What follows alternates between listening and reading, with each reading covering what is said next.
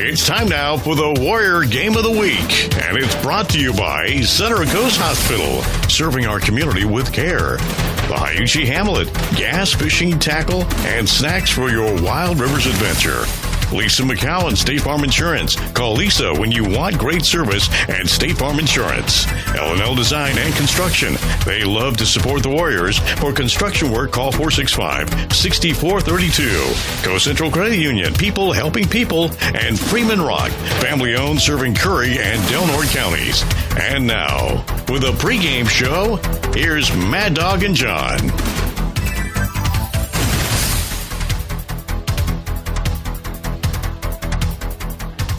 A chance to go 3-0 to start the 2019 campaign awaits the Del Norte High varsity football team tonight.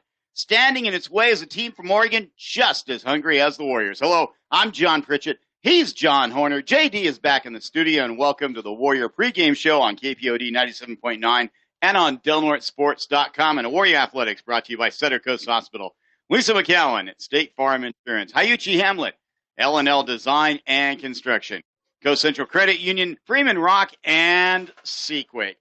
The Warriors are ranked number 2 in the North Coast Section Division 5 rankings, and according to Max Prep, it's impressive stuff. But Mad Dog, I don't think the LaSalle Falcons give a flying can of spam about Del Norte's record or its rankings. They're here to win. Well, the Falcons didn't drive 5+ hours and spend 2 nights in a motel to roll over tonight. This Falcon team looking to soar tonight under the lights. But the question remains, will the Warriors even let them get off the ground? We shall soon find out. It's Friday Night Lights at Mike Whalen Field. Let's do this. We'll be back in a few moments with a preview of tonight's game and a look back at last week's win. We're broadcasting live with Warrior Pride. You're listening to Del Norte Sports. There's more to the pregame to come. Follow the Warriors online at kpodfm.com or delnortesports.com. Broadcasting live with Warrior Pride. We'll be back with John and Mad Dog in just a couple of minutes. Life can change in a heartbeat. A traffic accident, a sports injury, a heart attack or stroke. Suddenly, your world turns upside down. When you need attention quickly, turn to Sutter Coast Hospital's 24-hour emergency room. Skilled emergency doctors and nurses here offer compassionate and immediate care. Located in Crescent City, right off Highway 101, turn to Sutter Coast Hospital, serving the North Coast region for more than 30 years. Freeman Rock is your complete source for landscaping products, including topsoil and soil amendments. Buying your products in bulk is the most economical and ecologically friendly. And Freeman Rock also delivers. Freeman Rock is open Monday through Friday, 7 to 5, and Saturday by appointment. Freeman Rock has supplied our communities with quality ready-mix concrete, sand, and gravel, and now landscaping supplies since 1976. Check out our new updated interactive website, freemanrock.com, or call 469-2444. And now, back to the pregame show with Mad Dog and John on 97.9 FM, KPODFM.com, and DelNorteSports.com. Broadcasting live with Warrior Pride. Welcome back to Mike Whalen Field, where just a few minutes ago, Del Norte High's junior varsity, well, they didn't play. No junior varsity game tonight, and thus the early start time for the varsity game, 7 o'clock. Still, Mad Dog, the JVs are 2-0. Well, this JV team is solid. When I say solid, I feel they do a great job playing mistake-free football, and they lean on the other teams to make mistakes. R.J. Lofton has been a beast in the backfield. And Giddings finds himself as one of those players, John, we've had him before, that can do anything on the field. He runs, kicks, blocks, hits. Heck, I haven't noticed, but I bet the kid can pour a mean glass of Gatorade. Well, last week, Del Norte's varsity improved to 2-0 with a crushing of Wairika. The final was 62-0. The Warriors up by 27 after one quarter, 55-0 at halftime, and then coasted to the victory. Over the past 2 years, Del Norte has outscored the Miners 106-0. Well, utter dominance in the past 2 seasons from this Warrior squad against the Miners. I feel this game showed how balanced of a team the Warriors are by scoring on both sides of the ball last week. Del Norte scored on its first possession of the game, then turned to its defense to score in the form of senior Chase Blackburn. 3rd and long. Setzer, 5 yards behind the line of scrimmage, has it. going to take it himself around the left side, looking for some room, and Chase Blackburn tracks him down. And in fact, the ball comes out. Blackburn takes it into the end zone, and what's the signal? The referees are going to confer. They throw their hands up the air. Touchdown from 15 yards out on the fumble return. After that, the floodgates opened wide. Del Norte quarterback O.J. Calleja tossed his first TD pass of the young season, hitting Caleb Price for a 15-yard score. Calleja added a second TD pass a few minutes later with a 36-yarder to junior Levi Cox-Cooley. Calleja then called his own number and punched it in to pay dirt from 2 yards out, and that was followed by this long touchdown scamper by Cox-Cooley. 1st and 10, handoff up the middle, finding room. That's Cox-Cooley. He's past midfield. He is at the 40. He's accelerating away from the defense. He goes into the end zone. Touchdown, Del Norte, Levi Cox-Cooley. 75-yard touchdown run. Del Norte would add 3 more scores. Blackburn rushed in from 5 yards out. Then Connor Long intercepted a pass and took it to the house from 25 yards away. Del Norte finished scoring in the fourth quarter when Mike Whelan broke through from 5 yards out. Mad Dog, the Warriors took care of business. Well, there were grumbles in the air after last week's shellacking of the Miners. The administration from Wairika felt the Warriors were running up the score. But, John, the game was far from that. The Warriors literally came out and dominated on both sides of the ball for a half. Yeah, I don't see how a team could say they ran up the score. They never threw the ball in the second half. They played as much as Del Norte can with limited numbers, the second, third string. That strikes me as a little bit of sour grapes. Absolutely, and I think it had a little bit to do with the 106-0, 2 years combined, maybe. Well, obviously, when you score 62 points, the offense did its job, but I was most impressed by Del Norte's defense. Wairika was minus 13 rushing.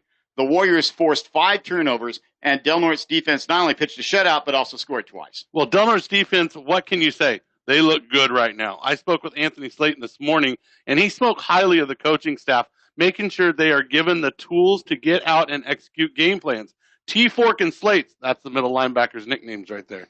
T-Fork and Slate said they owe a lot of their success in the middle to their D-line that applies pressure on every snap. Offensively, Del Norte's coaching staff wanted to give Calleja more of a chance to throw the ball, and he came through, hitting 8 of 9 passes for 166 yards, the 2 TDs, and 0 interceptions all in the first half. Man, Calleja has done exactly what has been asked of him in this run-heavy offense, and that is what he is doing.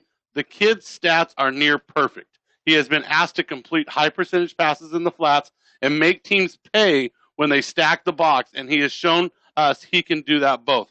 Now, it does make a difference, tad easier when your 2 leading targets are 6'4" and 6'5" in Connor Long and Caleb Price. These gentlemen have great hands, and they do run great routes. You're listening to the Warrior pregame show. John Pritchett, John Horner with you here at Mike Whalen Field for an early edition of Del Norte football. Game's going to start at 7 o'clock. The girls' tennis team is cooking hamburgers, and they look like great big Polish dogs. So come on out and have yourself a terrific meal and watch what should be an outstanding football game. Let's take a look at tonight's opponent, the Falcons of LaSalle Prep from suburban Portland, Milwaukee to be specific. And for the third consecutive week, Del Norte is taking on a team playing its season opener. Well, the benefits of this are the team's timing and execution may be lacking, but a big drawback for us is a lack of scouting. You can do two to prepare for the game. Coach White had a distant video of a scrimmage and some highlights from last season to go off of, but that's about it. LaSalle is a Class 5A school in Oregon, the second biggest classification in the state. However, LaSalle is the smallest school in the 5A ranks at about 650 students, substantially smaller than Del Norte. Last season, the Falcons were an odd 6-4 team, reaching the first round of the state playoffs. In its wins, LaSalle's average margin of victory was 23.5 points per game. The average margin of defeat, 33.5 points per game. Mad Dog, I don't know what to make of that. Well, it tells me one thing, John. What's that? They haven't ran the 2-minute drill on a game-winning drive in quite some time. One stat that does say a lot for LaSalle is the progress made by fifth-year coach Aaron Hazel. In his first season at the helm, the Falcons were 1-8.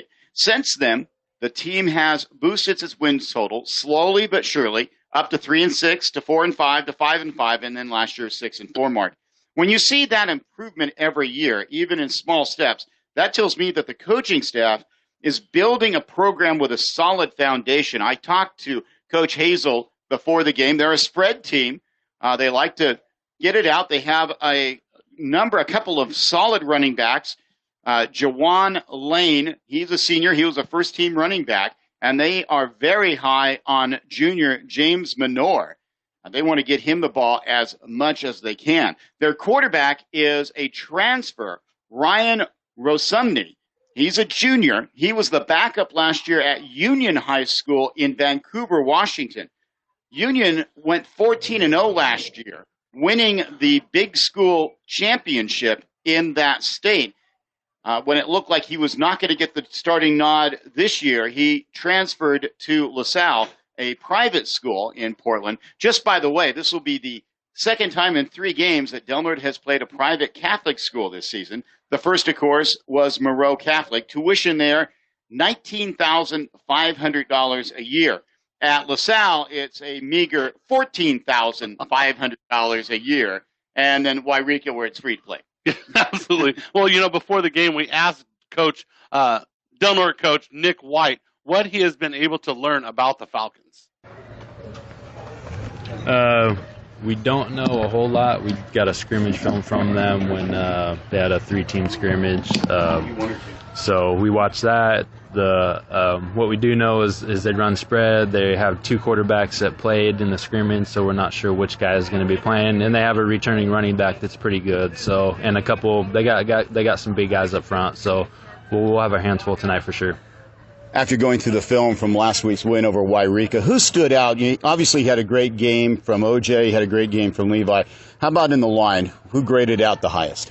Everybody did awesome. Every kid played the hardest on the line. There was one play that we watched in film. I think there was 4 pancakes on that play. That was Cooley's 70-yard touchdown run. So I told Cooley, I was like, "Yeah, good job. You cut once and there's nobody there." So just joking with him, but the line played awesome all game. Every single one of those kids.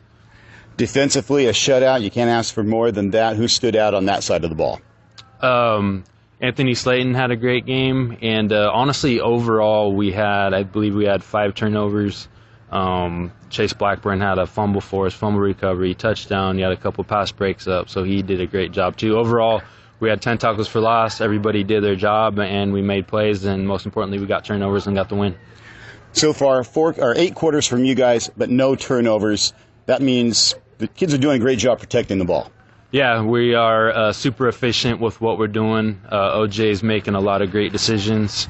Our play calling has been really good. We take our chances when we need to, and our line's great up front, and the running back's been doing a really good job of holding on to the football. And now the bad news, the penalties, especially in the first half. What have you done to try to address that issue?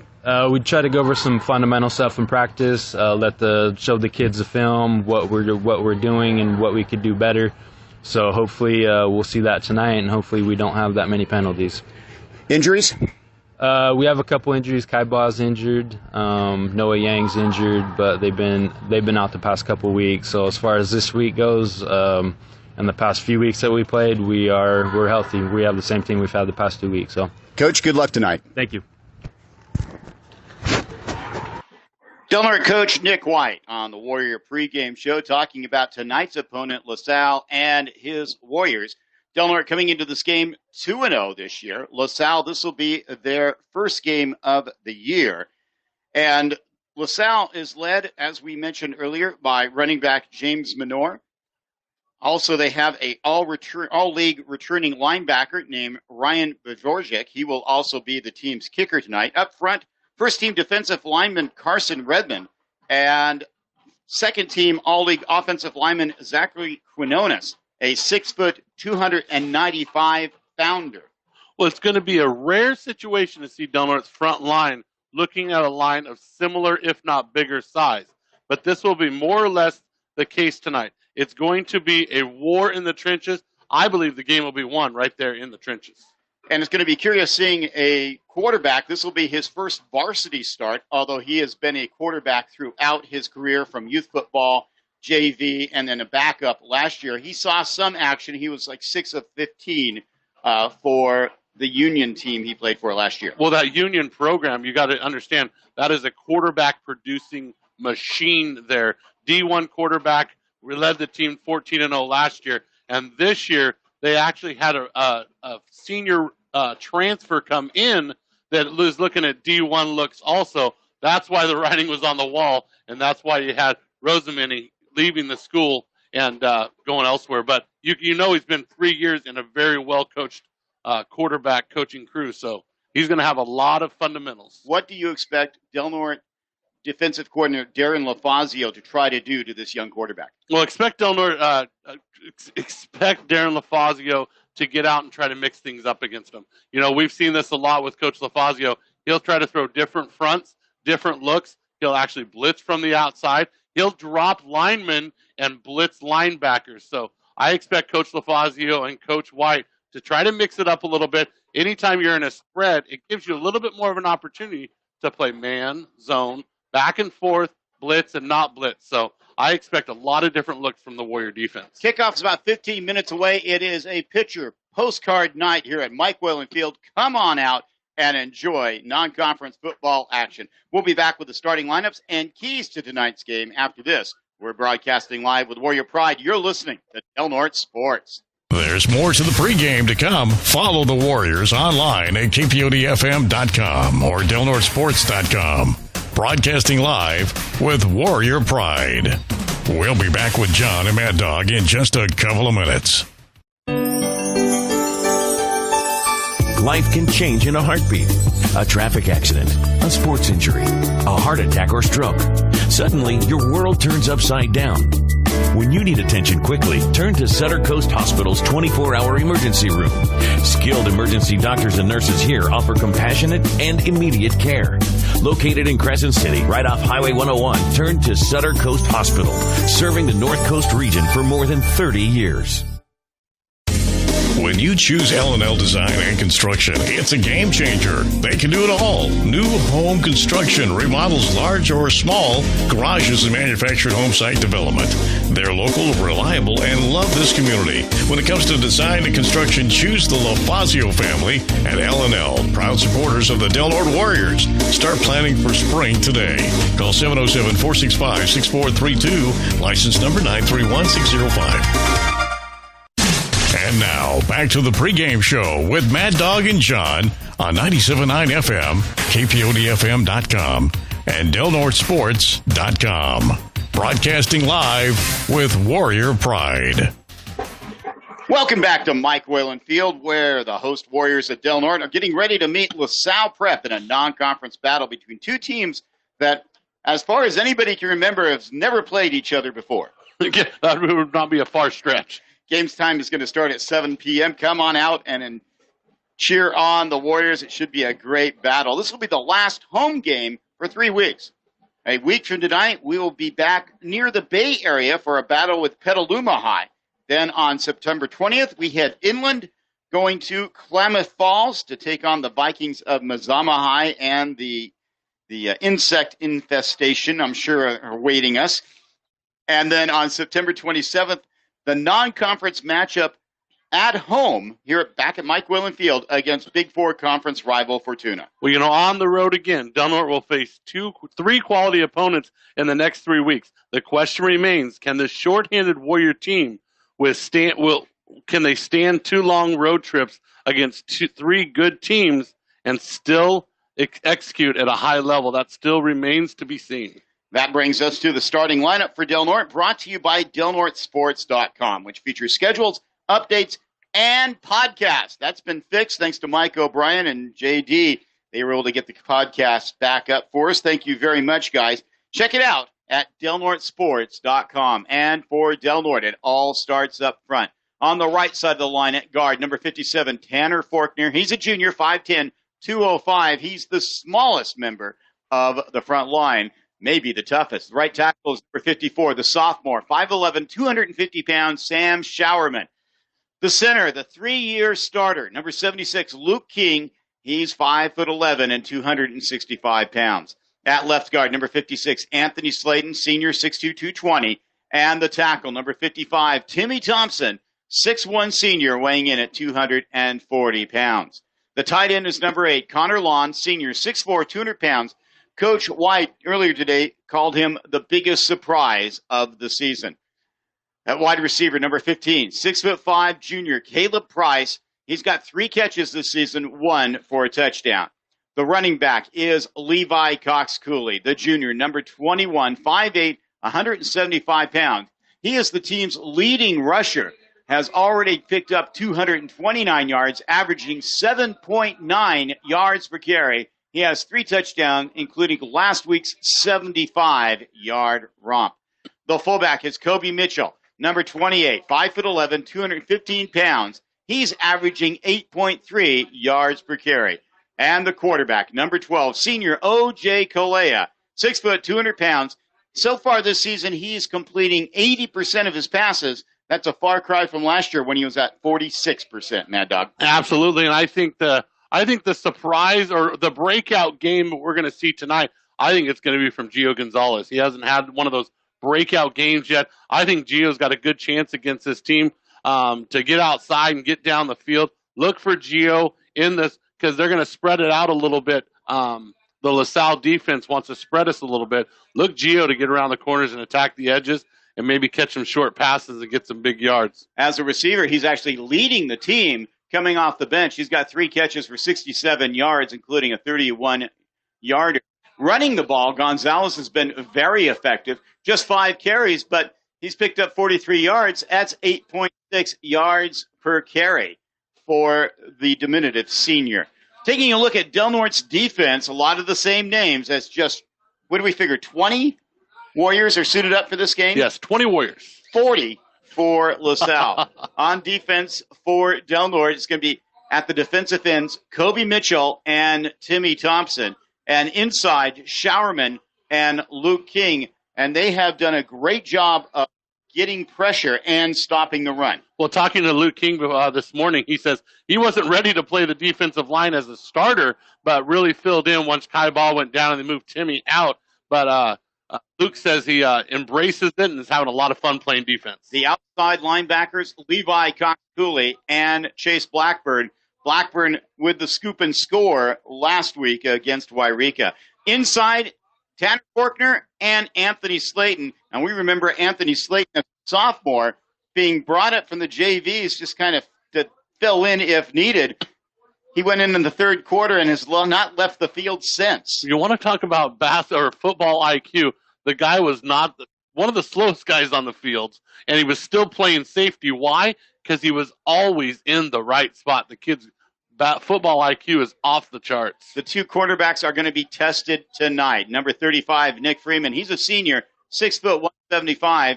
And the aforementioned Gio Gonzalez, 5'7", 165. The safety is Caleb Price. And last week we saw Caleb come out and lay some lumber on Wairika receivers. And that had to be a heartening scene for Coach LaFazio, the defensive coordinator. Well, absolutely. Caleb Price is going to have to be aggressive tonight. If he gets caught on his heels, these LaSalle players are going to run right by him. So look for him to stay aggressive, attack the ball when it's in the air, and leave no doubt.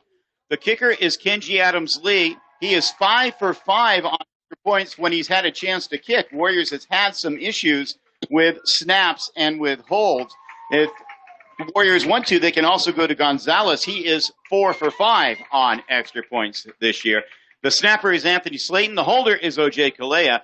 Kenji Adams-Lee is the punter and has been solid so far this year. In fact, it was his acrobatic grab of a high snap at Moreau Catholic that kind of saved that game for Del Norte. Kick returners will be Blackburn and Cox-Cooley, both on kickoffs and on punt returns. That's your starting lineups, thanks to DelNorteSports.com. Well, Del Norte's philosophy in the last couple of years on special teams is don't make the big mistake, and I think they've done a great job at minimizing mistakes on special teams, which is fantastic, and it shows in the 2 wins they've had. Let's take a look at last week's results and this week's game, starting with the Big Four conference teams. Of course, Del Norte is 2-0. with wins over Moreau Catholic and Wairika. Also 2-0 is St. Bernard's, which has defeated a good El Molino team and a shorthanded Hoopa Valley squad last week, 39-14. Interestingly, St. Bernard's is going to go to Portland next week to play LaSalle Prep. Oh, absolutely. We're going to get a common opponent real soon here. St. Bernard's has a duo that is as good as they get in the North Coast sections this season. It's Omi and Thrapp. The quarterback wide receiver combo have hooked up 6 times for touchdowns in the 2 games they played. The only issue with that is they are a bit one-dimensional in that sense. They played a smaller school, so look for bigger schools maybe to key on Thrapp a little bit more. Both Fortuna and Eureka are 0-2, the other 2 members of the Big Four Conference, but that is misleading to say the least. Both teams have played 2 quality opponents each. The Loggers played even with powerful Placer High in their opener and then fell 17-14 to a darn good Windsor team. By the way, Windsor has a standout player on both sides of the ball named Landon Estrella. That last name may sound familiar to Warrior fans. His father, Dan Estrella, is a Warrior Hall of Famer. He listens to Warrior broadcast whenever he gets a chance, and we say thank you very much, Dan. Glad to have you aboard. Dan Estrella was a senior when I was a freshman. Man, I'm getting old, John. I'm getting old. Fortuna lost big in its opener, but bounced back and pushed Miramani High all the way to the closing seconds before losing last week 45-39. Well, I was having fun with Slayton and King this morning, and I said, fellas, 0-2 for Fortuna and Eureka. It looks like an easy HDN title this season. They looked at me like I was crazy. They both chimed in and said, these 2 teams will never be easy. The Huskies and Loggers have great programs and an excellent coaching staffs. They will be ready to compete for a section title by the end of the season, I guarantee. In action tonight, Eureka is at Foothill High of Palo Cedro. Fortuna is in Kelseyville, and Arcata will battle St. Bernard's tomorrow afternoon. Other games of interest, next week's Warrior foe, 1-1 Petaluma, is at Foothill High of Pleasanton, while Mazama is playing host to Ontario in the Vikings' first game of the year, and Calusa is at Trinity Valley. Berkey's Harbor is scheduled to open its season tonight, playing host to Gold Beach. Well, we're going to have more on the Warrior pregame show right after this. We're broadcasting live with Warrior Pride. You're listening to Del Norte Sports. There's more to the pregame to come. Follow the Warriors online at kpodfm.com or delnortesports.com. Broadcasting live with Warrior Pride. We'll be back with John and Mad Dog in just a couple of minutes. Life can change in a heartbeat. A traffic accident, a sports injury, a heart attack or stroke. Suddenly, your world turns upside down. When you need attention quickly, turn to Sutter Coast Hospital's 24-hour emergency room. Skilled emergency doctors and nurses here offer compassionate and immediate care. Located in Crescent City, right off Highway 101, turn to Sutter Coast Hospital, serving the North Coast region for more than 30 years. Freeman Rock is your complete source for landscaping products, including topsoil and soil amendments. Buying your products in bulk is the most economical and ecologically friendly. And Freeman Rock also delivers. Freeman Rock is open Monday through Friday, 7 to 5, and Saturday by appointment. Freeman Rock has supplied our communities with quality ready-mix concrete, sand, and gravel, and now landscaping supplies since 1976. Check out our new updated interactive website, freemanrock.com, or call 469-2444. And now, back to the pregame show with Mad Dog and John on 97.9 FM, kpodfm.com, and delnortesports.com. Broadcasting live with Warrior Pride. Welcome back to the Warrior pregame show here at Mike Whalen Field. Del Norte getting ready to take on LaSalle out of Milwaukee, Oregon. And the captains meeting just broke up. Warrior captains this game, O.J. Kalea, Anthony Slayton, Luke King, and Chase Blackburn. Warriors won the toss and elected to defer, so they'll be kicking off first. And let's take a look at Mad Dog's keys to the game, and let's start on the offensive side of the ball. On the offensive side of the ball, this is going to be keys to the game are going to be a lot like Moreau Catholic in the aspects. I think Del Norte's offense has got to control the tempo, play their game, and not get in the third and longs. If we can stay out of those third and longs, it opens up the passing lanes for OJ, and it allows our front line to get to the second level on the run game. So look for the Warriors to keep pushing the ball on the ground. 51 rushes, 37 rushes last game. I expect another at least 40 40 rush performance here by the Warriors. And how about on defense for Del Norte? Contain. This team likes to spread it out, and they're very athletic from what I can tell. Coach Nick White compares their offense to a lot of like what Moreau Catholic does, but more disciplined. So look for them to execute much better than Moreau Catholic did. And that is a scary scenario for the D-backs, for the Warriors. So keys to the game for our defense is the play of our defensive backs. Look for them they got to come up and make big plays, and they have to tackle. Del Norte High's marching band is taking the field. They'll be playing the national anthem here momentarily. Now, if Del Norte can win tonight, it would mark the second year in a row that the Warriors had started the season 3-0. Del Norte was actually 5-0 in 2018, and in 2011, Del Norte won its first 11 games back in 2007 when it reached the semifinals before coming up just short. I believe the final of that game was 14 to Novato. That's right. That was the last 5 minutes of the cramp game when we had four starters sit out plays in the last 5 minutes because of cramps down there. It is a beautiful evening here in Crescent City. It could not be any better. Absolutely no wind. And now, ladies and gentlemen, to present the national anthem, the Del Norte High School Marching Band.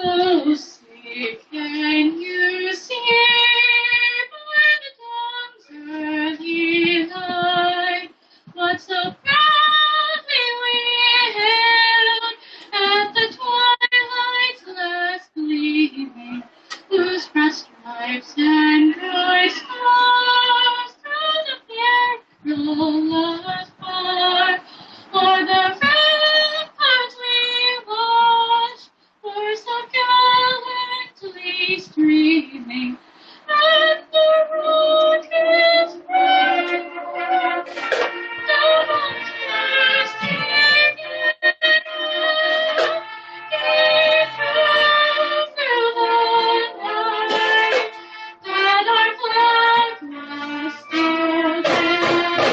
Oh, say does that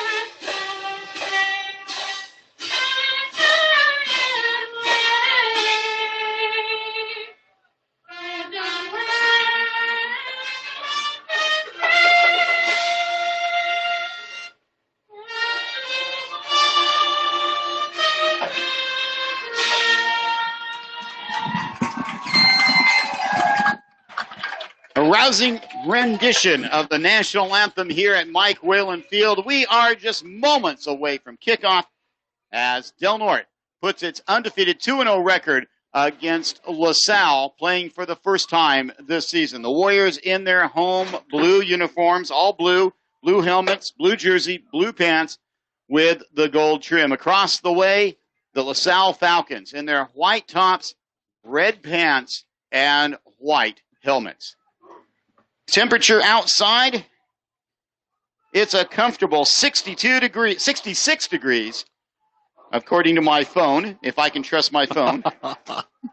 Yeah, you can use it. I just updated it. It's now 61. Okay. It could not be a nicer evening for high school football than what we have right now, right here. Come on out. Hamburgers and hot dogs are available thanks to the Del Norte High girls tennis team. They're going to play their opener tomorrow right here, taking on North Coast Prep. Always like to go watch some tennis, especially on a Saturday morning, John. Volleyball won last night as Del Norte knocked off St. Bernard's 3-1. And girls soccer lost 1-0 yesterday. Who'd they play? They played, I guess this was the last second game, and the St. Bernard's team, I believe they took the same bus up.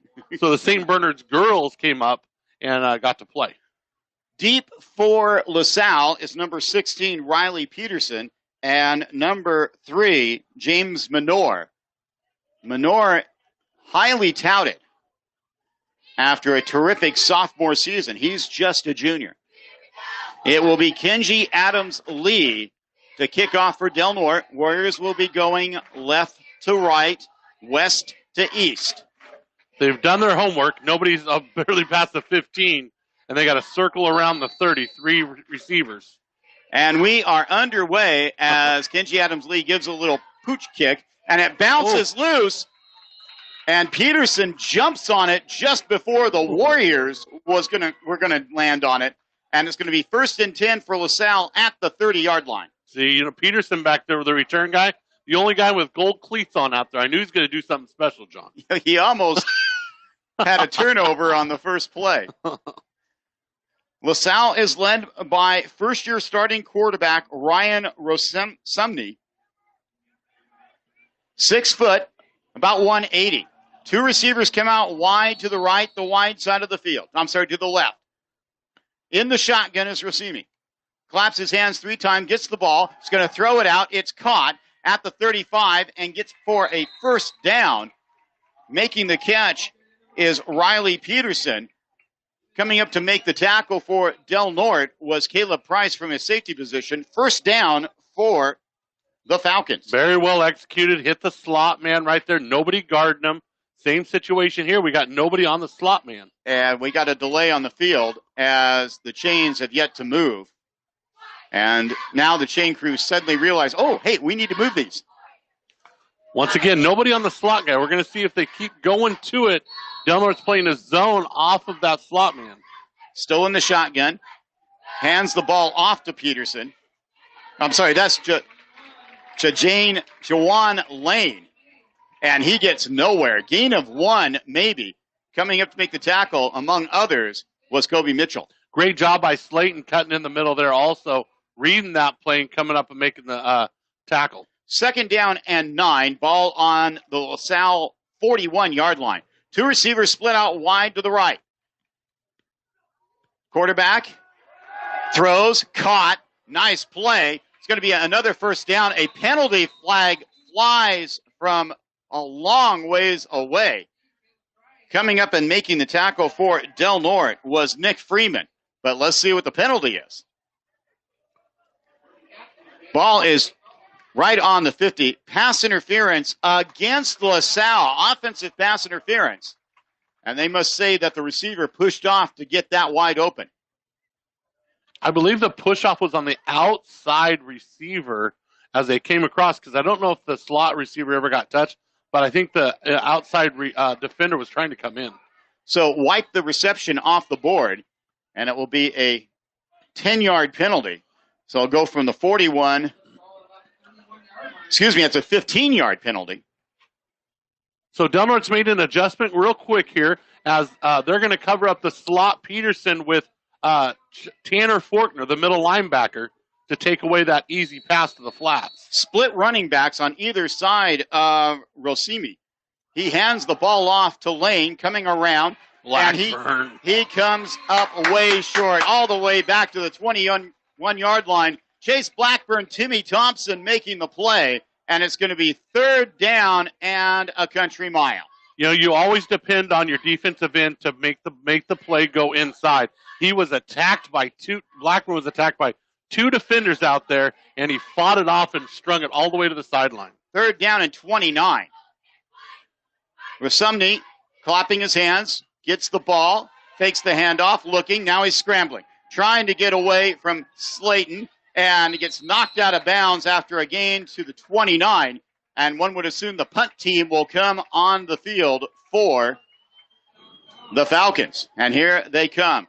So the Warriors bend a little, but they certainly don't break, and an offensive pass interference penalty put an end to LaSalle's hopes. It was amazing. It would have been a 1st down and 10 from the 50. It ended up being 1st down and 25. Tough break for the LaSalle teams off the get-go.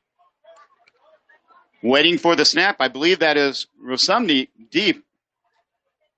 And it is the left-footed kicker. That's odd. Kicks it out of bounds. Warriors are going to get the ball in really good field position. And they're going to mark it at, and the line judge is going to have to kind of take a look as the official who was supposed to be giving him direction ran off. And so now they are trying to figure it out. And it looks like it's going to be at the Del Norte 42-yard line. So let's see what Del Norte can do on the first possession. Defense held serve right there. like you said, bent but didn't break. They contained, and we talked a little bit about that, making tackles. Caleb Price in the open field in the back made that tackle, made them earn it. Caleb Price splits out wide to the left as the Warriors hands the ball off to Levi Cox-Cooley going around the left side. Kobe Mitchell in front of him. Penalty flag comes out real late behind the play. Cox-Cooley gets it out to the LaSalle 35-yard line, but this may be coming back.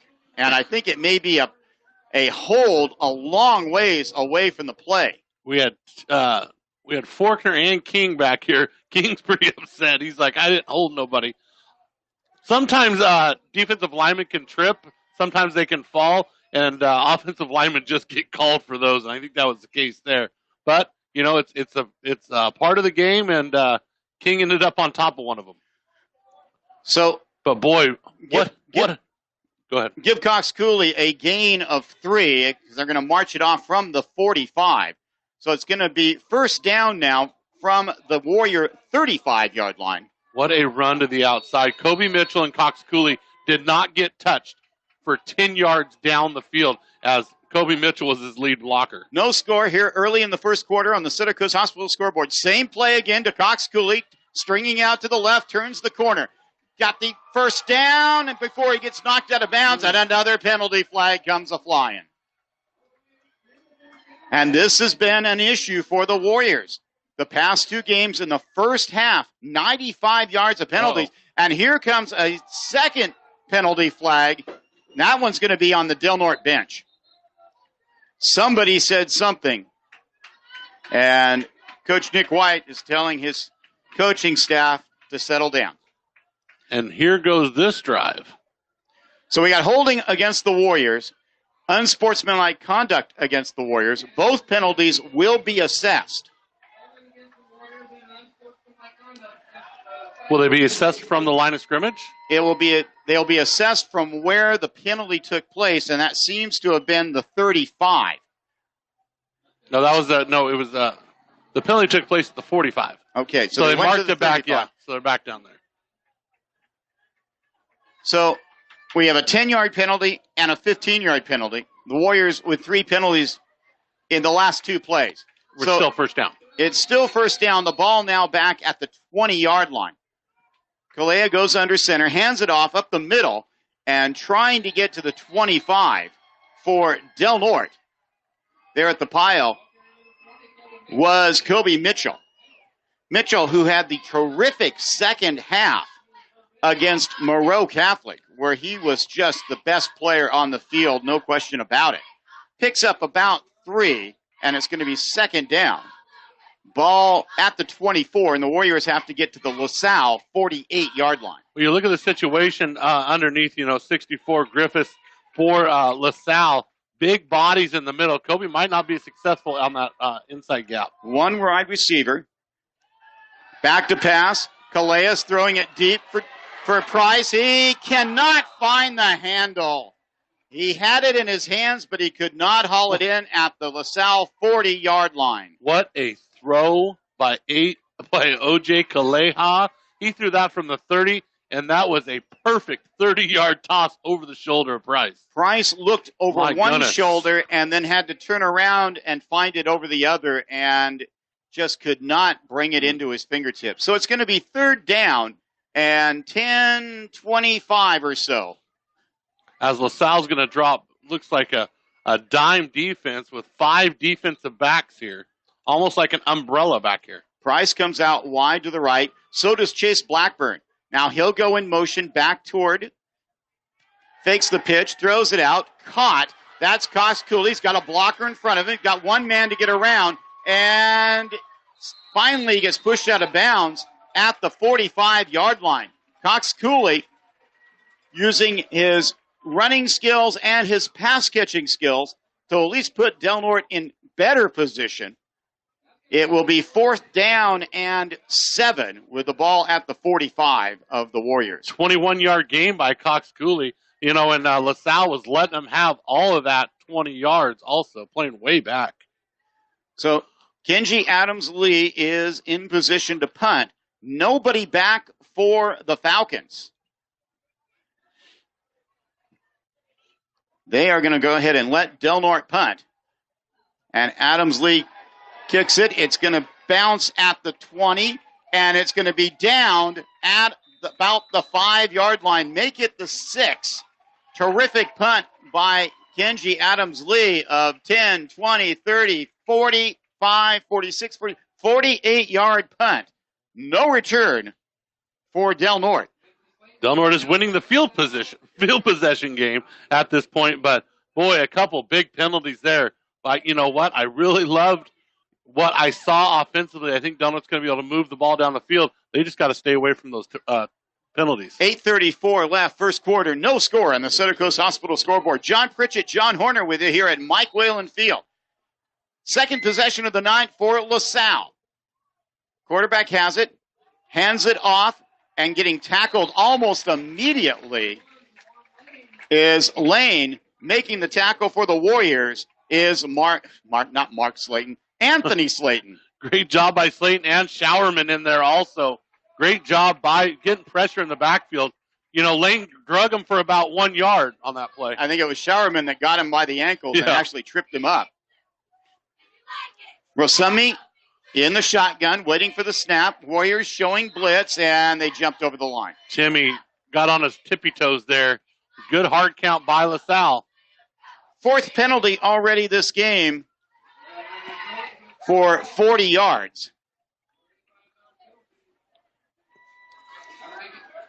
And now it's going to be second down, and let's say 4 with the ball at the 12. LaSalle got kind of a free play here. We'll see if they go to the air here. Waiting for the snap. Oh. Hands it off. Right side. And Del Norte stiffens up. And it's going to be third down. Showerman again at the bottom of the pile. Great defensive effort by the Warriors. Getting penetration in the backfield. Picking up 2 on a play. It's going to bring up a third and a long 2. So far, the Falcons have been absolutely stymied on the ground. They found a little success passing. 2 receivers out to the left. Rosemi gets the ball, looking to pass, throws, incomplete. Pressure by Kobe Mitchell made Rosemi have to throw it sooner than he wanted to. You saw something. I see Coach Slayton going to talk Coach Fazio right now. You know, it's wide open, that slot receiver. They're going to have to make an adjustment there. That was an easy passing catch. That was just not executed right there. They're going to have to make some adjustments, and you'll see it here in the next series or 2. LaSalle Prep will be kicking from its own end zone. That's Rosemi. Blackburn is deep. No pressure. Low kick, and it's not a good one. But it does take a LaSalle bounce. Nevertheless, Del Norte is going to end up with wonderful field position in Falcon territory at the 46-yard line for its second possession of the night. Here we go, Warriors. It's a big possession right here. Turnover free. You got to love the sweeps that Del Norte had. And you know what I love about our offensive line is they're so athletic, so quick. When they pull to the outside, they can make a difference pulling and making some blocks. Because if you notice up front, they're actually bigger than we are. So if we can get outside the tackles a little bit and start attacking those edges, I think we have a lot of success running the ball. Price lines up wide to the left. Tight formation. Kalea under center, back to pass. No, he hands it off right up the middle. And getting past the 40 for Del Norte for a 6-yard gain is Levi Cox. That was Mitchell. That's Kobe Mitchell. Kobe did a great job. 20, not 21. He danced right at the A gap right there and bounced it outside. You know, one thing about Kobe Mitchell being a fullback, he's got great feet. He can dodge a couple linemen right there, and he leaned forward and picked up that 6 yards. Nose of the football on the 40-yard line of the Falcons. Far side hash mark as a fog has kind of rolled in here to Mike Whalen Field. Handoff, this time to Cox Cooley. Weaving his way, and he will pick up the first down. Ball came loose, but they say he was down beforehand. I think King came up with the fumble recovery either way. Good job by Cox Cooley, though, following his blocks and seeing the seam. One thing you love to see out of Kobe Mitchell and Cox Cooley is they see the seam and they pick up the 5 or 6 yards. One thing I'd like to see from Cox Cooley on that one, once you pick up that 5 or 6, don't start stutter stepping going sideways. Get down. because there's some big boys out there ready to wrap you up. 1st and 10 from the LaSalle 36-yard line. Luke King, the center, goes under the ball. Kalea behind him. Ball goes to Gonzalez on a little sweep around the left side. He is going to get it to the 30 as the senior, who has been effective running the ball, picks up about 6. They're going to mark it just past the 30, and it's going to be 2nd down and 4. A little sweep to the outside.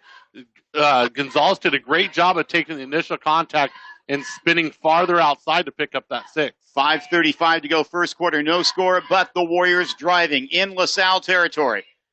Hands it off right up the middle.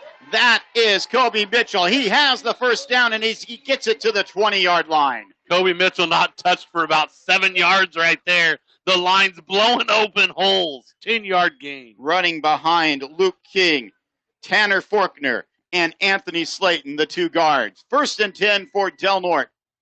One luxury LaSalle has is they're trading in players every play, 2 or 3 players at a time, and the Warriors, we're going to see how that pays out towards the end. Kalea goes under center.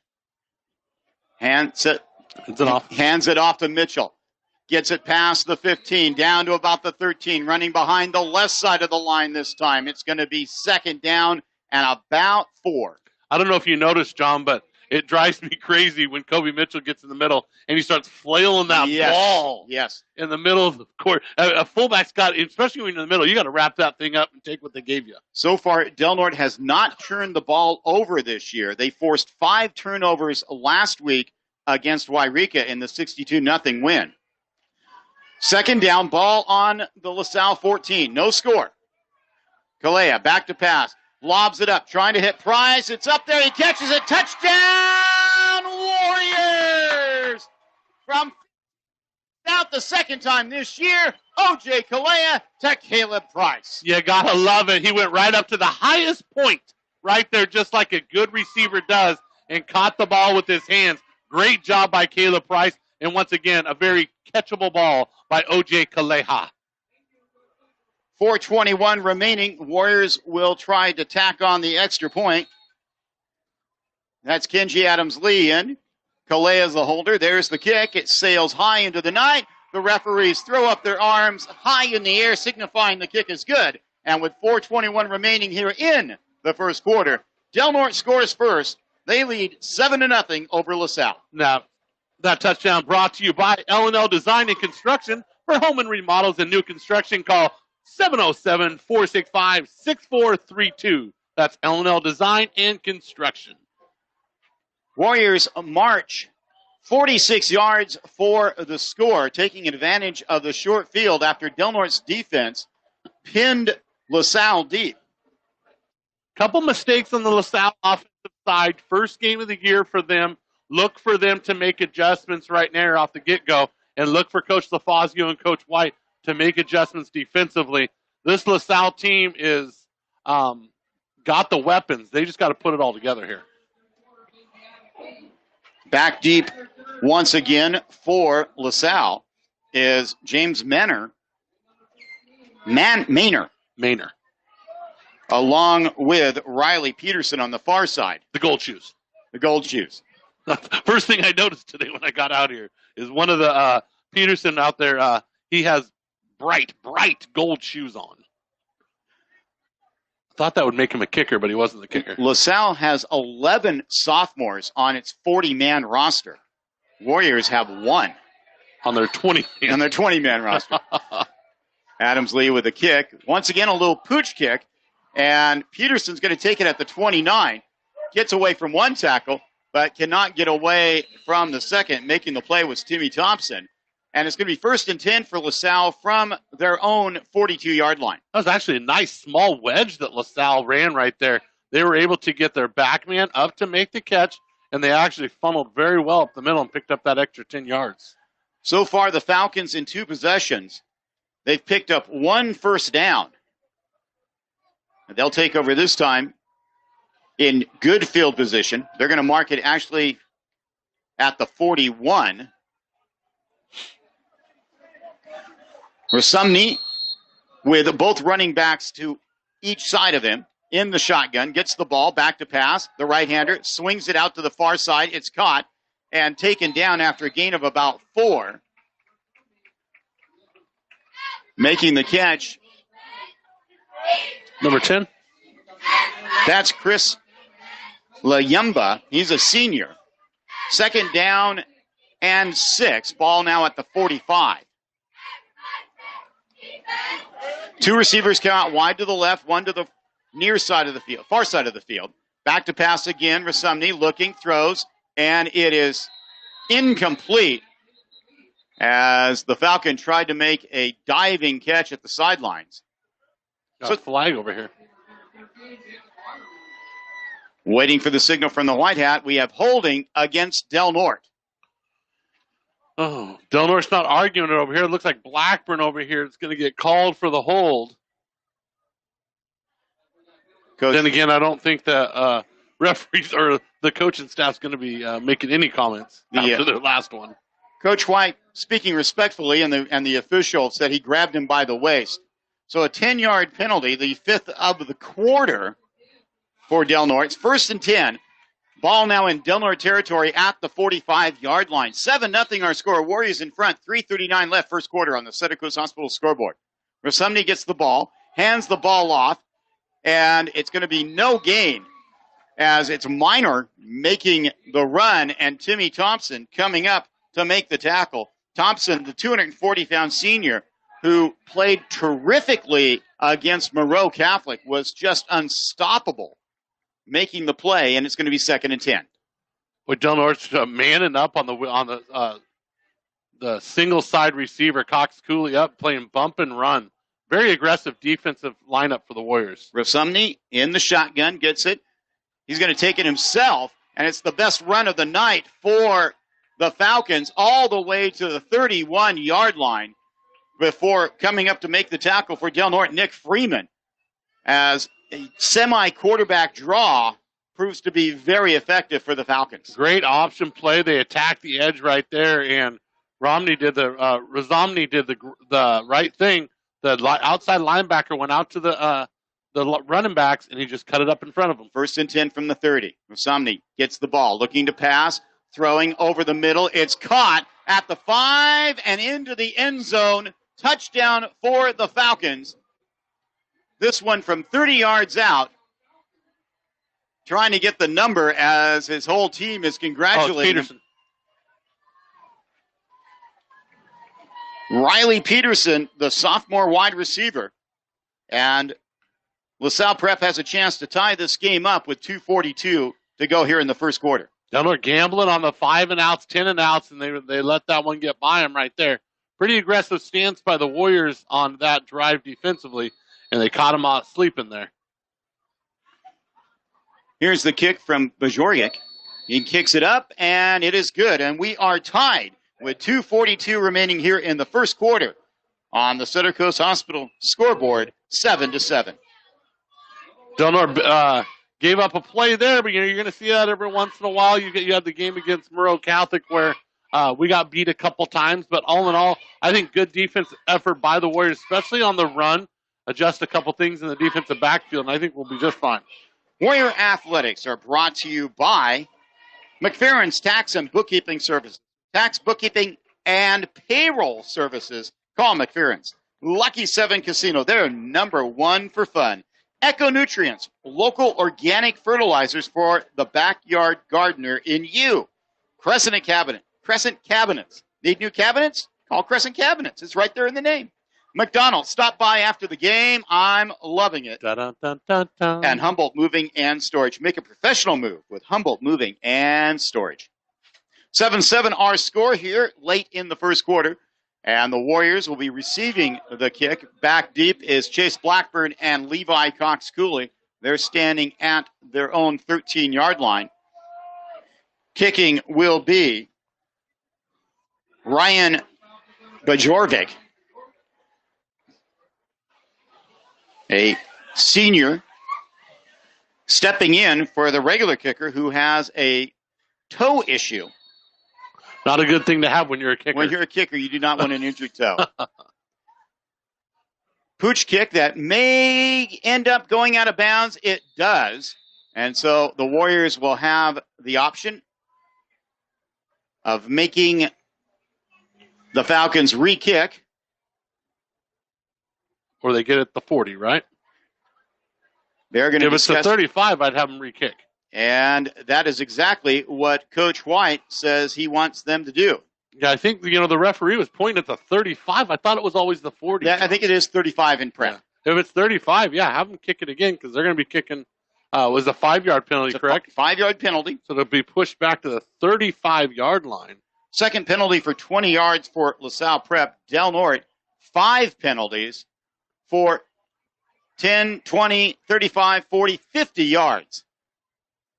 Eek. The Warriors have had such an issue with penalties, especially in the first half. 95 yards against Monroe Catholic, 95 yards, albeit with more penalties, against Wairika.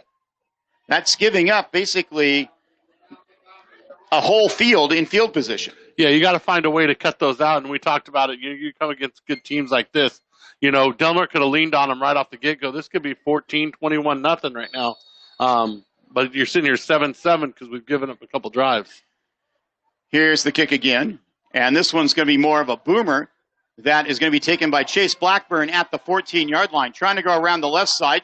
Gets rid of one would-be tackler, still on his feet, and gets it out to 37.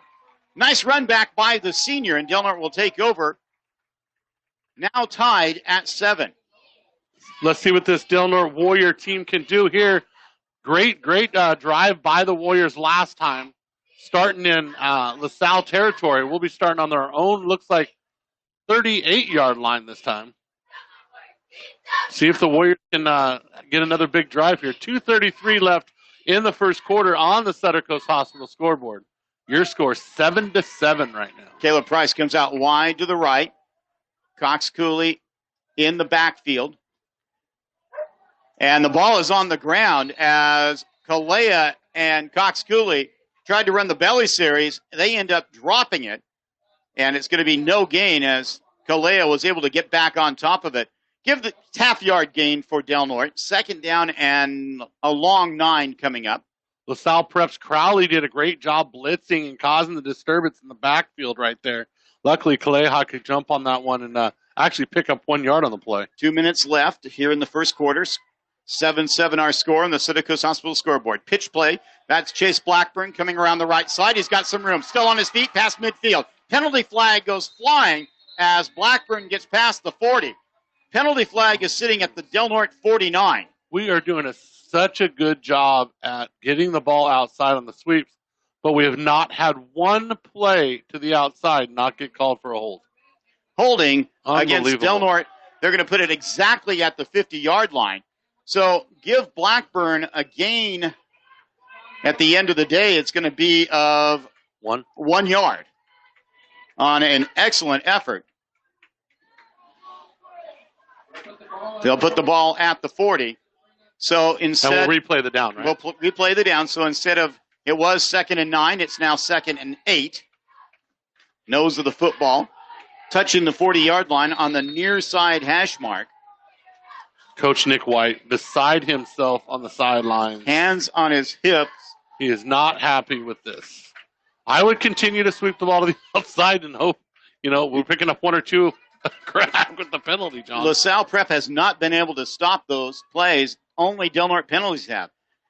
Counter play this time coming around. It's Blackburn again down the right sideline. He's got the first down and more. Still on his feet and is taken down at the 30-yard line of LaSalle. Chase Blackburn, the senior, making his presence felt tonight at Mike Whalen Field. 30-yard pickup on the counter. We talked about it. It was a big fake sweep out to Cox Cooley, and they handed it off on the counter to Blackburn back the other way. 30-yard gain. Great play call by Chris White down there, the offensive coordinator. 1st and 10 for the Warriors. Score tied at 7. 1:15 to go first quarter on the Sutter Coast Hospital scoreboard. Price goes out wide to the left. Hands the ball off to Kobe Mitchell, and he stumbles his way to the 25. Gain of 5 on the play. 2nd and 5 coming up. Warriors doing what they got to do, moving the ball down the field. That's Mitchell with 5 carries for 31 yards, doing a great job on the ground. Warriors scored earlier tonight on a 15-yard touchdown pass from O.J. Kalea to Caleb Price. That's Kalea's 3rd touchdown of the young season. His 2nd to the 6'5" junior. 2nd down and 5 coming up. Kalea goes under center. Blackburn goes in motion. Hand off right up the middle. It's Mitchell powering his way past the 20 to the 15 and down to the 14. First down, Del Norte. And that time he got hit about 3 yards down the field, and he literally threw the linebacker to the floor and just kept on going with more green grass in front of him. You know who that reminded me of is his big brother, Austin Moore. Austin was a horse to bring down, too. A Warrior legend in his own right.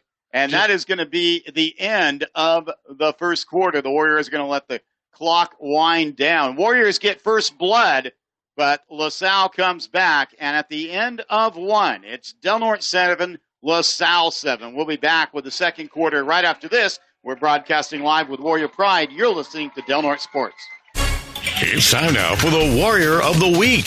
And it's brought to you by Lisa McCowan, State Farm Insurance. Call Lisa when you want great service and State Farm Insurance. And now, the Warrior of the Week. Your Athlete of the Week is brought to you by Lisa McCowan of State Farm Insurance in Crescent City. This week's standout is Poi Aguilar of the Del Norte High School junior varsity football team. Last week, the sophomore was diagnosed with a serious illness and was rushed to Oakland's Children's Hospital.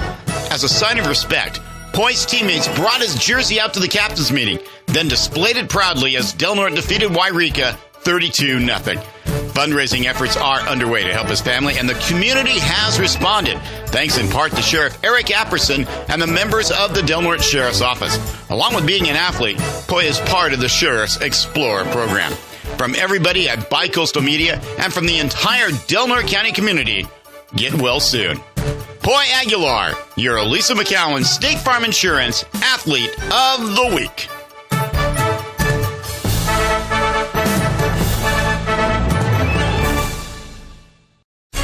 And this has been your Warrior of the Week. And it's brought to you by Lisa McCowan, State Farm Insurance. Call Lisa when you want great service and State Farm Insurance. And that is your Warrior of the Week. Warriors come to the line of scrimmage. Score tied at 7. 1st and 10 with the ball on the 15-yard line. Kalea goes under his center. Sends Blackburn in motion. He gets the ball going around the right side. Cuts it up. Finding room. Goes into the end zone. You got to love it to the outside. Blackburn off tackle, followed by the right side of the line. Touchdown, Warriors. Chase Blackburn, his 3rd touchdown of the season, this time from 15 yards out. Great job by Chase. Patience there, too. He caught the ball, and the end was being battled by our tackle, and he kind of picked which side he was at, and then he just burst through the hole. 15 yards. 5 seconds into the second quarter, Del Norte regains the lead. Here's Kenji Adams-Lee for the extra point. There's the snap. There's the kick. Sails high into the night. It is good. The Warriors go back out in front over LaSalle Prep, 14-7. Taking a look at the first quarter stats right here. LaSalle Prep, 7 rushes for 22 yards, 3 of 5 passing for 44 yards, for a total of 66 yards of offense for LaSalle. And the Warriors on their side, they had 12 rushes for 97 yards. They were 2 of 3 passing for 36. Pretty standard what we've seen in the first 2 games. The Warriors doing a great job just hurting themselves with the penalties. That touchdown brought to you by LNL Design and Construction for home remodels and new construction. Call 707-465-6432. And, of course, Warrior Athletics brought to you by members of the legendary Sportscasters Club, which includes Crescent City Les Schwab Tire Center, doing the right thing matters. Del Norte Ambulance, now and always dedicated to serving. And Fort Dick Market and Deli, your neighborhood store on Lake Earl Drive. Trust me, try the chili. Trust me. I work across the street. Try great burgers, but even better chili. Chili. Everybody likes some chili. It's getting chilly out here, John. It is. Did you bring your sports jacket? I did. I didn't bring my sports jacket. I brought my Bicoastal Media jacket. Oh, you're amazing. But I am wearing a T-shirt underneath this shirt. So here comes Kenji Adams' lead to kick off after Del Norte retook the lead. Warriors now going right to left, and Kenji gives it a ride. One bounce it into the end zone, and here comes another penalty flag thrown by the near side official who has, he's not been targeting Del Norte, but he has thrown a number of flags. He threw the flag against the Warrior coaching staff. And let's see what we got. Personal foul, illegal chop block against LaSalle. Oh. Connor was looking around like it was him. Almost like he got his hand caught in the cookie jar, but luckily it was against LaSalle. So how does that work, John, when the ball is a touchback like that? Is it from the 20? It'll be half the distance to the goal. That'll be, I believe, till the 10. Down to the 10. So it'll end up being a 10-yard penalty. That is a tall task for a team to try to go 90 yards on the Warriors. So they should go half the distance from the 20? That would be my interpretation of it. We'll see if the officials agree with that. We can always check in with our official in New York City. Early here in the second quarter on the Center Coast Hospital scoreboard, Warriors up 14-7, and it is going to be a 10-yard penalty. Third of the night against LaSalle. So they're starting way back. This will be the second time they've started back on their 10. Big, long field ahead of them. Rasomi, who directed the Falcons to a touchdown the last possession, gets the ball, rolls out, looking, throws it, and it's incomplete. Trying to hit a crossing pattern with Peterson, but it was too far in front of him. It's going to be second down and 10 to go. Rosamond, I thought he might have had some room to run as he bootlegged out of there. Del Norte dropping back, covering much better here in the second quarter. On the slot receivers, they're up on them. They got Blackburn to the outside, and they're running Cox Cooley on the other side. So one wide receiver way wide to the left. Handoff coming around the left side, sheds one tackle, but gets knocked out of bounds. Carrying the ball for LaSalle was Lane. He gets it out to the 13, and it's going to be third down and 7. Deep in LaSalle territory. Big third down here for the Warrior defense. Man, if we can get the ball back right here, great momentum shift. Two receivers go out wide to the left. A single receiver to the near side of the field to the right. Two running backs in the backfield. And Rasumi waiting for the snap. He gets it. Back to pass. Looking. Throws over the middle. It's caught. And it's going to be good for a first down. He loses the ball, though. And are they going to say, whoa, and a punch is thrown. There's the penalty flag. The LaSalle player, that's Ryan Bajorvik, clearly threw a punch. It looked like they were tangled up with the ball there. Slayton came away with it, and it was actually going to be shoved by the receiver. They're talking about who ended up with the ball right now. Slayton ended up with it, and I think Bajorvik thought that Slayton ripped it from him and came up just swinging at Slayton. Bajorvik is jogging off the field, his head down, and I think he is going to be ejected. Let's see. Personal foul against so he wasn't ejected. LaSalle, but they did not show that he was ejected. But we'll see if he comes back in. They did not signal ejection. Now, will that be an automatic first? Was it after the play? So it will be first down from there, John? That's a good question. Yeah, it looks like it. It's going to be first down, but the ball is actually going to be back at the 12-yard line. So it's like a 3-yard gain on the play. And a 15-yard penalty. But it is good for a first down. Man comes in motion this time. Bajorgi gets the ball. Racimi gets the ball. Looking. No pressure. He's got all day. Now he's going to run. Can Thompson get to him? He goes out of bounds. Jimmy Thompson putting on the pressure. You have not seen a quarterback get that much time against the Warriors. All season. I was looking for a hold or something. But Del Norte's defensive backfield did a great job of covering the receivers. It ends up being a gain of 2, and the ball is on the 15. Great Make it job. 3. Great job by the defensive backs. 3 receivers go out wide to the left this time the wide side of the field. Rosomi waiting for the snap. He gets it. Back to pass, going to roll out to his left. Looking, throws on the run. It's caught, first down. And Price knocks the receiver out of bounds, but all the way out to near the 30. Nicely designed play by the Falcons. Now it's Peterson on the catch out there. Peterson having himself a gain. 15-yard gain. 14-7 our score. 11:16 to go here in the first half on the Center Coast Hospital scoreboard. 3 receivers come out to the right this time. That's the wide side of the field. The Warriors a little short-handed on that side of the field, but the play is a running play up the middle that gains a couple. It's Lane carrying the ball, making the tackle for Del Norte. I believe that's Luke King. It is. Big 76. Lane just keeping us honest with that dive play. He's 6 carries for about 8 yards now. Chance LaFazio comes in for the Warriors. Ethan gets a much-needed break. Luke. I'm sorry. I did that this morning, too, once. Luke King. Ethan King, a 3-year starter for the Warriors at center. Once he graduated, his little brother became a 3-year starter for the Warriors at center. 6 years of King at center. 2nd down and 7. Hand off to Peterson, trying to come around the right side. He cannot get away from the Warriors, making the tackle for Del Norte. T-Fork.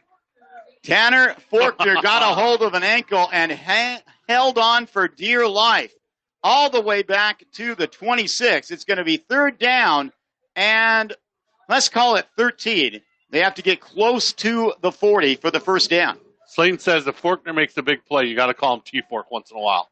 It's his nickname out there. In the shotgun is Rosimi. He gets the ball. Screen play, and it's loose. Are they going to say they're going to say it's incomplete?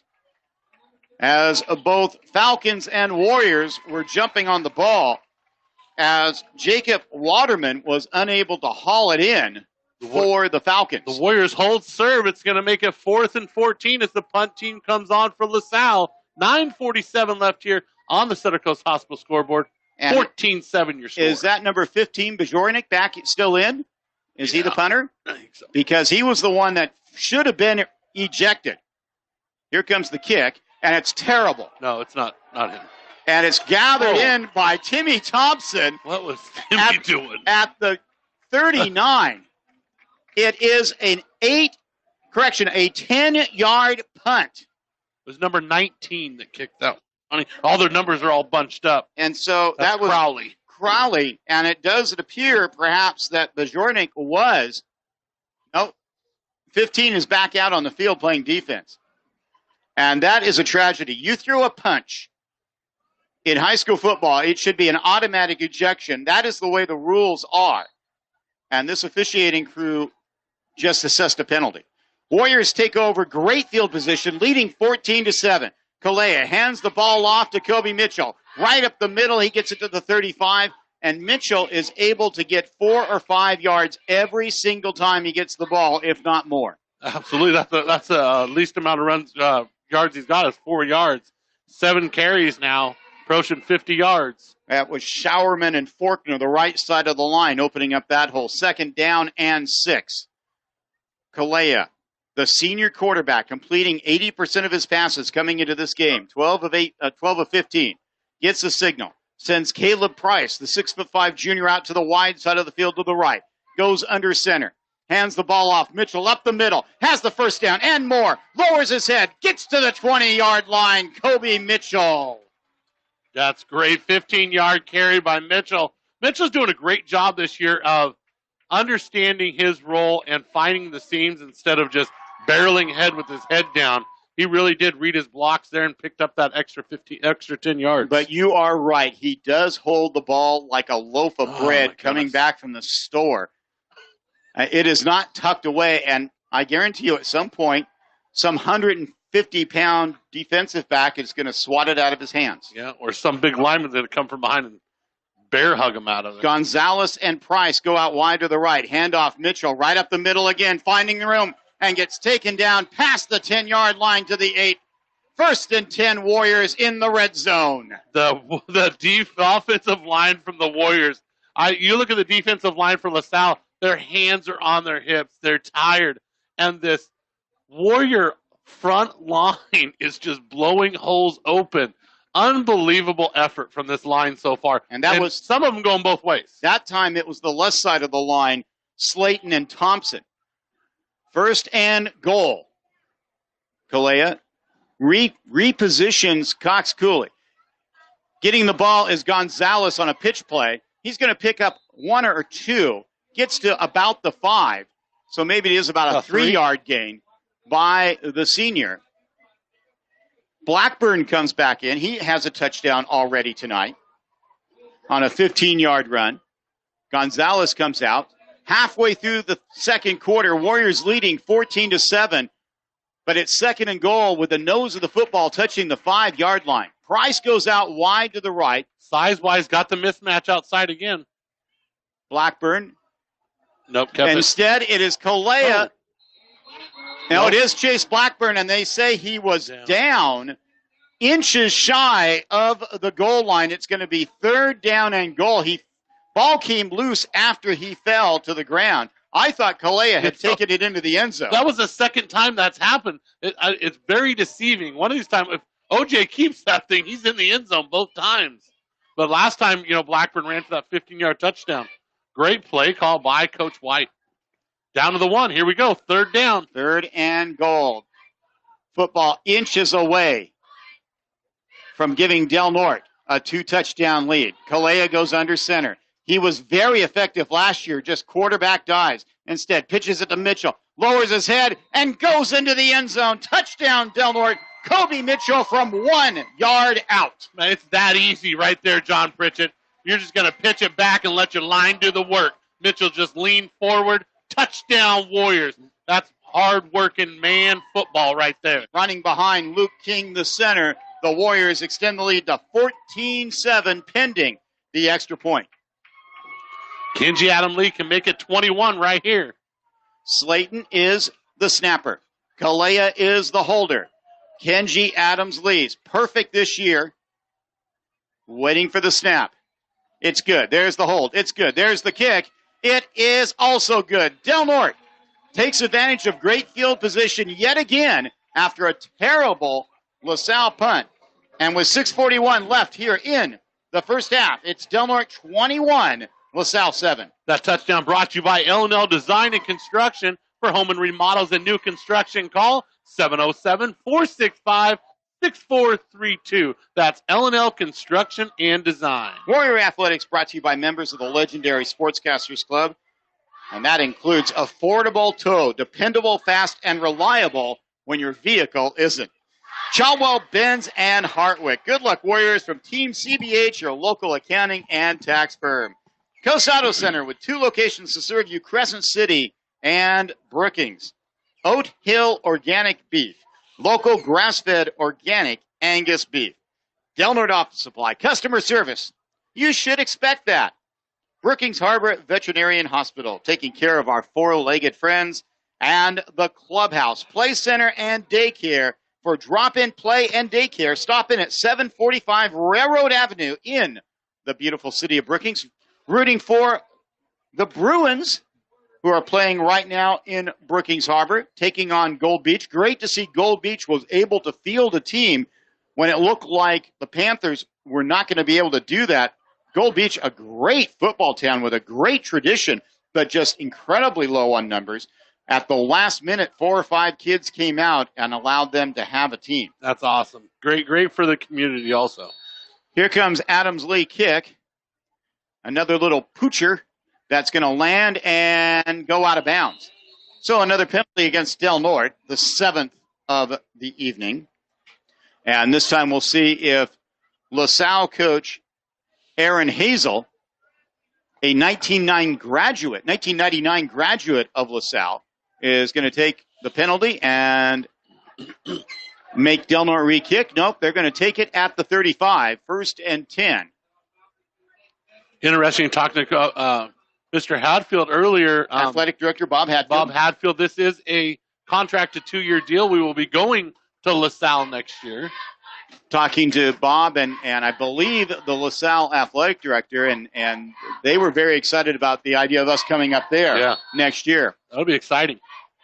21-7 Warriors in front, 6:41 left here in the second quarter. LaSalle with the ball, back to pass, looking, pressure comes, throws over the middle. It's incomplete. Hit the receiver right in his hands. That's Jacob Waterman, the second one he's dropped tonight. It would have been a first down for the Falcons. Instead, it's going to be 2nd and 10 with the ball at the 35. Yeah, Roseman has done a great job. He's got the ball to his receivers. Just, 3 or 4 dropped balls tonight. He's got a nice arm, but so far the receivers have kind of betrayed him. 3 receivers go out wide to the left. Back to pass. Steady hands it off. Looking for room is Minor, and he gets knocked out of bounds by Thompson with help from Price. Not by Price, by Freeman after a gain of 1. It's going to be 3rd and 9. On the HDN scoreboard, we have an update from the Eureka Foothill game, and that's 7-0 Foothill leading Eureka Loggers over in Redding, California. That's the Foothill in Redding, not the Foothill in Pleasanton. That's right. That's in the northern section. 3rd down and long. Rosimi going back to pass, throws it over the middle and over the head of his receiver, and coming up to lay the lumber on that receiver was Freeman again. Nice play by the senior. A great seam pass right down the middle, just a little over his head. And here comes the punt team for LaSalle. Look, they replaced all their linemen on their special teams. Special teams? LaSalle's last punt went 10 yards. Look at the spread punt formation. Waiting for the snap. There it is. Penalty flag comes up. They're going to fake it. Running it for a first down. No, knocked way short. Making the play for Del Norte. We got to see what the penalty flag is. Timmy Thompson sniffed that out early. If it's against LaSalle, it'll be declined, and Del Norte will have 1st and 10. Illegal procedure against LaSalle. It's turned down. Del Norte holds, stops the fake punt, and with a 21-7 lead, they'll take over from the LaSalle 38-yard line. Rolling the dice, LaSalle is there trying to get something going offensively. Did not pay off, and boy, the Warriors start deep in LaSalle territory here. This will be the 3rd time tonight Del Norte has taken over inside the LaSalle 40. Price goes out wide to the right, tight formation for Del Norte. Hands the ball off Mitchell. Right up the middle again, gets it to the 30. Just 7 yards of pure power from the senior. The bread and butter right there. Pitch it back to Mitchell, let him pick up 7. Running behind Tanner Faulkner this time. Unbelievable. Nose of the football just shy of the 30. 5:58 to go here in the first half. Del Norte leading 21-7 on the Center Coast Hospital scoreboard. 2nd down, and let's call it 3. Getting the ball. Chase Blackburn gets caught, gets away, still on his feet, gets hammered, still on his feet, throws one defender away, and gets to past the 20. What a run by Chase Blackburn. He should have been stopped at about the 25. 11-yard gain. He ends up running through about 3 different tackles, and it's going to be 1st and 10 for Del Norte at the 18. Mitchell, 11 carries for 81 yards, and that's Blackburn. He has 60 yards on 5 carries. Del Norte approaching 200 yards. We've not seen a lot of action from Cox Cooley tonight, who came into this game as Del Norte's leading rusher.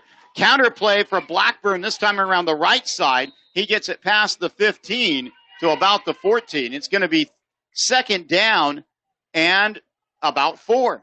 And, that goes a lot to the offensive lineman when you can plug any running back in and they're going to have a 100-yard gain. You know, that has a lot to do with the push up front and some real quality running backs that really understand their role and understand their job.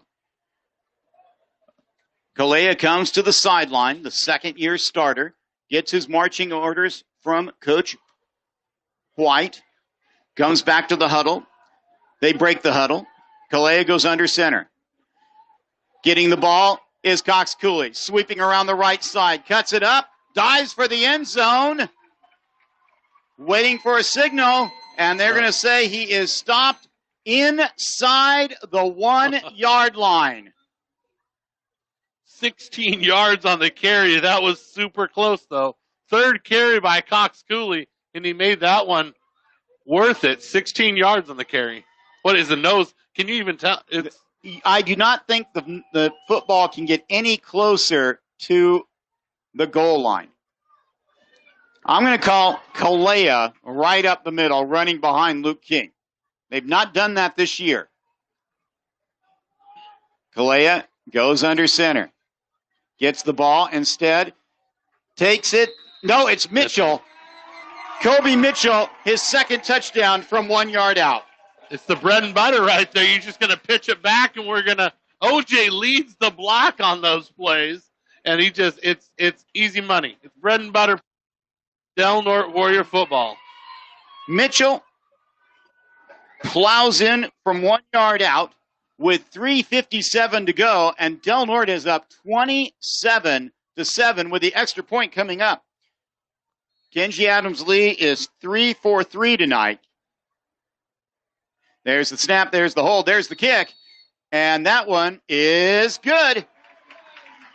Del Norte takes advantage once again of a short field after a failed fake punt by LaSalle, and the Warriors, with 3:57 to go in the first half, lead now 28-7. That touchdown brought to you by L&L Design and Construction. For home and remodels and new construction, call 707-465-6432. You're listening. L&L Design and Construction. My pardons. You're listening to Warrior Football here on KPOD, Crescent City 97.9, and on DelNorteSports.com. And, you know, we have to start thinking about the play of the game. And we have some choices already. And I'm beginning to think maybe that Chase Blackburn 15-yard run, the very first play of the second quarter, that could end up being the proverbial straw that broke the back. Absolutely. I definitely agree with you, especially when, you know, you had him. We pushed the ball all the way down the field, and Chase Blackburn definitely big play, big 15-yard touchdown that kind of took the wind out of the sails of this Falcon team. Let's call it. Your play of the game brought to you by Seaquake, a terrific place for a hamburger, for salads, for just about everything. Chase Blackburn from 15 yards out, your Seaquake play of the game. Here comes Kenji Adams-Lee with the kick. He's going to give this a ride. It goes deep and is taken at the 2, goes into the end zone, going to be brought out by the Falcons. Going to find some running room, one man to beat, and Kenji Adams-Lee is able to make the tackle at the 40. Nick's right. The ball goes into the end zone. It's where it is. That is my understanding as well. But he caught it before he went into the end zone. But I think as long as your feet go back into the end zone, I believe that's a call. For the officials, I believe, are going to disagree with you. For the extra that happens quite often. And it's going to be 1st and 10 at the LaSalle 40-yard line. Make it the 41. So the Falcons get a break. In the shotgun is Rosimi. Gets the ball back to pass. Straight drop, throws, caught right at the first down marker. And it will be out of bounds. First down for the Falcons right at midfield. That was Waterman on the catch out there, number 13. Good for 10 yards on the play. Nose of the football touching the 50-yard line on the far side hash mark. Single receiver, that's Bjorzik, who should not be playing. Back to pass, looking, swings it out, and it's tipped by Timmy Blackburn, and they finally call it incomplete. Blackburn reached up with his left, not Blackburn, Timmy Thompson reached up with his left hand and tipped it, and it fell to the ground, incomplete. 3rd down and 1. I thought it was a first down on that previous play, but it's going to be 3rd and 1. I'm scratching all my 10s and making 9s. It was a 9-yard gain. Big 3rd down here for LaSalle. Other than a single running play, and that was a quarterback run, LaSalle has been able to do nothing on the ground, and we have a timeout called on the field. Timeout by Del Norte. That gives us a chance to say hello to more Sportscaster Club members. Of course, Warrior Athletics brought to you by Center Coast Hospital, Lisa McCowan of State Farm Insurance, Hayuchi Hamlet, L&L Design and Construction, Coast Central Credit Union, Freeman Rock, and Seaquake, along with Sutter Coast Hospital, which is here for your care. Moorjohn, Napa Auto Parts Store. Count on Moorjohn to get you back on the road fast. Griffin's Furniture, quality furniture at unbeatable prices. Main Street Skate and Beaches Boutique. It's a skate shop. It's got jewelry. It's got gifts. It's got apparel. Everything in Brookings. Warriors up 28-7. 3:45 to go here in the first half. You want to stay tuned for the Hayuchi Hamlet halftime report. Got Warrior focus. We're going to go over the first half stats and take a look at the keys in the second half for Del Norte. So here we go. 3rd down and 1. Ball just shy of midfield for the Falcons.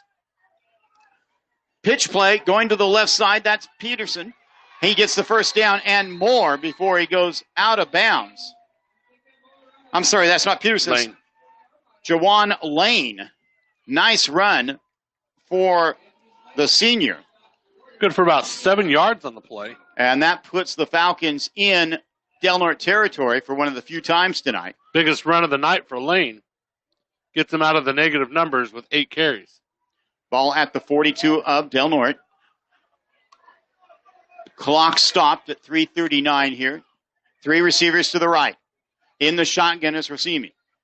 He's got the ball. Going back to pass. Straight drop. No pressure at all. Now it comes. Throws over the middle. Wide open and dropped. Oh. Riley Peterson had the ball almost at the 20. It hit him right in the midst. And it tumbled harmlessly away. John, this quarterback we're seeing right here, what poise and what accuracy he's throwing with. And his receivers have, I believe that is the 4th drop tonight. Wide open drops. I mean, like, nobody within 10 yards of the receiver. 2nd down and 10. Ball at the 41. Handoff, Lane, left side being chased and out of bounds. Nice play by Del Norte. Showerman, the 250-pound sophomore, chased him out of bounds. No gain. And it's going to be 3rd down. Now they're going to give him one. Nope, they're not going to give him one. They're going to give him absolutely, as you said, not an inch. 3rd and 10. This is interesting for LaSalle here. You definitely want to give Del Norte back the ball. Probably 2-down territory for LaSalle. 3 receivers to the right, wide side of the field. Shotgun formation. There's the snap. Back to pass. Rolling to his right. Being chased. Looking. Throws it downfield. It's almost intercepted, and it lands in the hands of the LaSalle receiver. It's going to be a first down. Waterman, who's had the dropsies tonight, makes the grab inside the 30. What great concentration by Waterman. The ball was tipped. He was able to come up and make sure both of his feet came down in bounds. That was a Saturday or Sunday afternoon catch right there. Great job by Waterman. 1st and 10 for the Falcons at the Del Norte 27-yard line. Bjorgit goes to the far side. In motion. Now he gets set. Waiting for the snap. Has it. Handoff. Carrying the ball is Crowley, and he is buried. No go. It's going to be a loss back to the 30. Making the play for Del Norte is Mitchell. Anytime you get Mitchell and Showerman on you on the outside like that, you ain't going nowhere. Their dad's very, very good friends. Gene Mitchell, the head junior varsity coach, assisted ably by Sam Showerman. It's going to be 2nd and 11. Ball at the 30. Del Norte leading by 3 scores. Back to pass. Looking. Now he's going to scramble to his left, find some room, and gets clobbered. Out of bounds. Give him 7, though. He's going to bring up a 3rd and 5, it looks like. Blackburn out there pushing him out of bounds. Was Blackburn that lowered the boom. 2:39 to go here in the first half. 28-7 our score. Del Norte leading on the Center Coast Hospital scoreboard. 3rd down and 7. Warriors looking a tad bit gassed here at the end of the first half. 1 receiver to the right, 1 to the left. Back to pass. Straight drop. Not a lot of pressure. Now it comes. Penalty flag goes, and first sack of the night for the Warriors. That's a coverage sack as Del Norte's defensive backs did a great job. There at the bottom of the pile is, among others, Showerman. Loss of 5. If it's a holding call, I decline here, John. Also, I believe that's number 70. It is holding. Is that number 70? 76. Decline? Luke King. Declined, yes. We're going to decline it, so it'll be a 5-yard sack for the Warriors, and it's going to bring up 4th and 12 for LaSalle with 2:32 left here in the second quarter on the Del Norte 30. Pivotal play right here for LaSalle, considering the Warriors get the ball in the second half. 2 receivers to the right, 1 to the left in the shotgun. Masumi waiting for the snap. Gets it. Straight drop. Here comes the pressure. He escapes to his left. He's got lots of room. Now he's going to throw it way down the field. Jump ball. It's out of bounds. Warriors hold yet again on defense, and they will take over. 2:19 remaining second quarter. Ball will be at their own 30, and the Warriors leading 28-7. What a job in the second quarter this defensive backfield has done. You know, and a couple missed catches by the receivers, but all in all, we've had a couple coverage sacks. They've actually done a good job down the field. Warriors are going to huddle up. Mitchell's going to get a break. A much-needed break on offense here. Let's see if Del Norte tries to hit something and put a dagger in the Falcons' heart. When you got Caleb Price and Connor Long on opposite sides of the field here. Man comes in motion. Handoff up the middle. That's Cox Cooley. Springs away, gets away from one tackle, and gets near first down yardage. The junior gets it near the 40, and it's going to be second down and inches. Cooley, who broke off a 75-yard touchdown run last week against Wairika, and that 62-0 victory. Kalea will go in the shotgun. 3 receivers to the right. Back to pass. Looking, screen pass. It's caught by Cox Cooley. He's got the first down and more, weaving his way, going down the right side, cuts it back, and will get taken down at the 30. Warriors, with 1:40 to go, are threatening once again. And that was set up downfield with the screen. Slayton laid out the defensive back 20 yards down the field to spring for the extra 10. 30-yard carry, 30-yard pass catch from Kaleha to Cooley. First and 10 from the LaSalle 31-yard line. 3 receivers to the left, 1 to the right. A single running back. Quick throw out to Gonzalez. Gets a block from Blackburn. Going down the left sideline and finally falls out of bounds at the 25-yard line. They're going to keep the clock running. 90 seconds to go. Warriors not hustling quite as much as you might expect. They're back on the line, though. First and 10, no huddle. I'm sorry, second and 2. Kalea in the shotgun. 3 receivers to the right again. Quick throw, caught. Gonzalez avoids one tackle. Now he's going to try to come all the way around. He's got Thompson blocking. He delivers a blow going down the left sideline and gets knocked out of bounds at the 10-yard line. Go ahead. We had a block in the back here by Cox Cooley. But did you see Connor Long lay out 2 defensive backs down there? Oh, my goodness. Bring the play back, one of the more exciting ones of the year. And it was one of those simple things where, you know, when you get a crack back like that or you get a run back, Cox Cooley just went to block somebody and they turned their back. It was one of those times that happens. For Gio got lit up at the end of the play, knocked out of bounds, and it goes all for naught. And during film session, he's going to go, man, I got creamed for nothing. I tell you what, the 2 hits Connor Long made is going to be a highlight reel for him for the season. He laid out 2 defensive backs, one after another right there, one at the 20 and one at the 10. 10th penalty of the night for Del Norte in keeping with its tradition. It was exciting, but all for naught. So the ball's now back at the 41-yard line. Clock stopped, 59 seconds left. First half, 28-7, Warriors leading and trying to punch something in. Under center, back to pass, straight drop. Calais slips. Now he's going to throw deep. He's got a receiver right side, jump ball, and it is incomplete. Great try. What is that? Is that Blackburn? I believe that's Blackburn. Could not quite bring it in. It would have been at the 10-yard line. Third down, and 20. Ball at the 41, 51 seconds left. Interesting situation here. Do you keep the ball on the ground, let that clock run a little bit? Calais gets his signal from offensive coordinator Chris White. But then again, you got 2 downs here to get 20 yards. So, and you have a kicker. That is, he had a field goal last year, has not missed an extra point this year. Counter play, finding room. That's Blackburn. Cuts it around, going down the left sideline. Chase Blackburn, touchdown, Del Norte, 41 yards out. You got to love it, Blackburn. It's that counter play. The counter play. Take the sweep one way, counter back the other way. Nothing but green grass at Mike Whalen Field. Holy Toledo! 41-yard touchdown for Chase Blackburn. 42 seconds remaining in the half, and the Warriors have extended the lead to 34-7. Kenji Adams-Lee on for the extra point.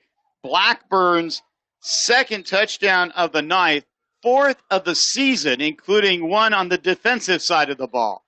Here's Adams-Lee with the kick. It's up. It's good. And deep into the night. Del Norte, in a game that we all thought was going to be very close. In fact, you might have been thinking that Del Norte might just be a bit of an underdog, has come out and absolutely dominated the first half. On both sides of the ball. Great performance by the Warriors so far. That touchdown brought to you by L&L Design and Construction for home and remodels and new construction. Call 707-465-6432. That's L&L Design and Construction. Earlier this week, Max Preps listed its rankings for North Coast Section Division 5, and Del Norte was number 2 out of 17 teams.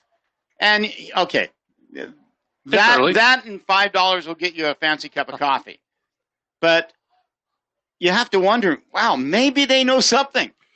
Well, you look at this is a dominant performance against a good team. Absolutely. You look at those top 5 teams, I think we fare pretty well, and I don't think we're overranked much at all. Fortuna and Eureka are both in the top 7. Moreau Catholic's up there in the top 5. Moreau Catholic is number 3. Eureka is 4. Miramonte is 5. And Fortuna is 8. And Fortuna lost to Miramonte by 1. So I think we're right in the mix right there, John, and I think this could be a big win for the Warriors. Here's the kickoff, and it's going to be a little ground ball. It's loose on the ground, but the Falcons are able to gather it in at the 41 with 41 seconds to go here in the first half. And we'll see what Coach Aaron Hazel of LaSalle, who played for the Falcons back in the late 90s, let's see what he decides to dial up here in the final minute. Trailing now 35-7. We talked about the difference, a team that's playing its third game and a team that's playing its first game. Coach White was very concerned because he knew very little about his opponent. They knew a lot about Del Norte. But Del Norte has absolutely just controlled the game. Despite a few self-inflicted wounds by the Warriors, and timeout's going to be called by Del Norte as Coach Lafazio does not want to give up a cheap one here. That's absolutely true. The veteran defensive coordinator seen this play out before when he didn't have guys in the right spot. Next week, we will be on the road down to Petaluma as the Warriors take on the Trojans. I'll buy that. I think it's the Trojans. Believe that is going to be a 7 o'clock game as well. We will confirm that, but we have it listed as a 7 o'clock game. That will mean the pregame show will be at 6:30 here on KPOD and DelNortSports.com.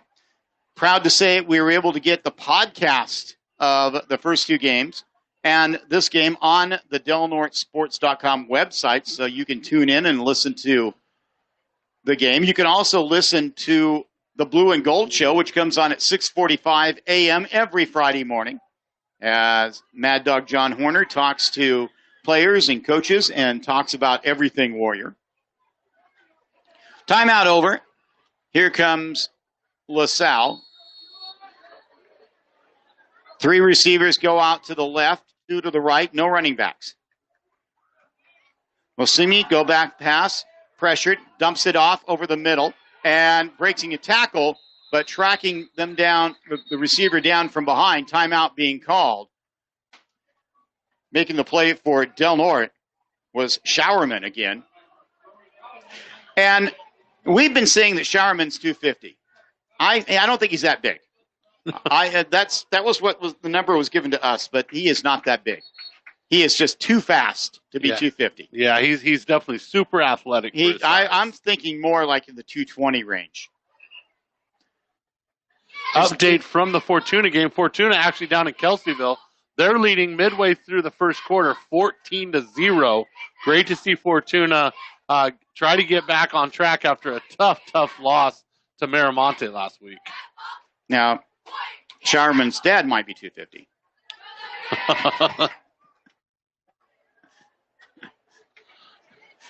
So we got a timeout on the field as there's 33 seconds remaining in the half. Warriors deep defensively. Rosema running for his life. Penalty flags all over the place. He throws the ball. It was dropped once again by Waterman. That is a big flag over there. It looks like almost like a sleeping bag. I think there's two of them on top of each other. Holding the call on LaSalle, and that will back up the Falcons some more. Man, Del Norte defensively is doing a fantastic job. Once again, another coverage where Del Norte, blanketed the receivers. And at the start of the season, defensively, there was an area of concern. It was the defensive backs, whether these defensive backs could guard good receivers.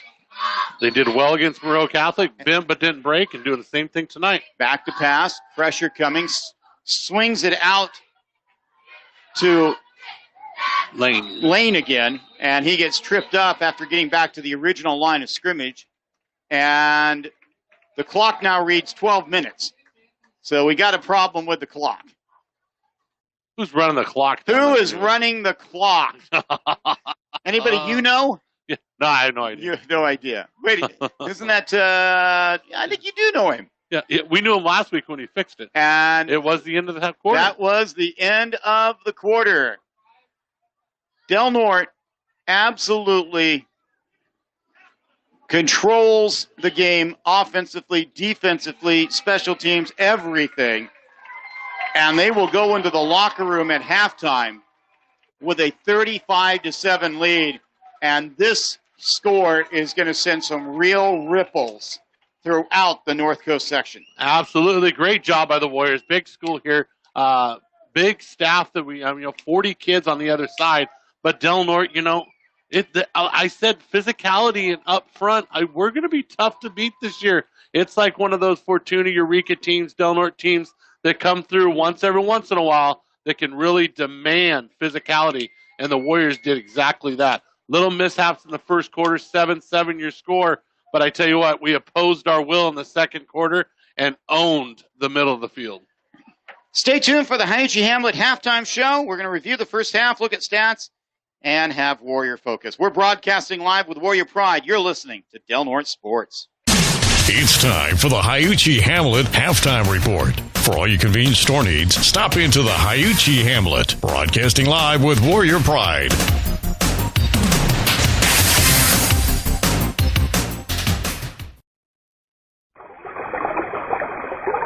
The Haiichi Hamlet, nestled in the redwoods by the Smith River, is your store of convenience. Whether you're spending the day at the river swimming, fishing, hiking, camping, or just taking a leisurely drive, Haiichi Hamlet has everything you need, from hot snacks, cold beverages, and groceries to fishing tackle and gas. Stop in to see what kind of goodies you can find whenever you're nearby. Haiichi Hamlet, proud supporters of the Del Norte Warriors. Freeman Rock is your complete source for landscaping products, including topsoil and soil amendments. Buying your products in bulk is the most economical and ecologically friendly. And Freeman Rock also delivers. Freeman Rock is open Monday through Friday, 7 to 5, and Saturday by appointment. Freeman Rock has supplied our communities with quality ready-mix concrete, sand, and gravel, and now landscaping supplies since 1976. Check out our new updated interactive website, freemanrock.com, or call 469-2444. Life can change in a heartbeat. A traffic accident, a sports injury, a heart attack or stroke. Suddenly, your world turns upside down. When you need attention quickly, turn to Sutter Coast Hospital's 24-hour emergency room. Skilled emergency doctors and nurses here offer compassionate and immediate care. Located in Crescent City, right off Highway 101, turn to Sutter Coast Hospital, serving the North Coast region for more than 30 years.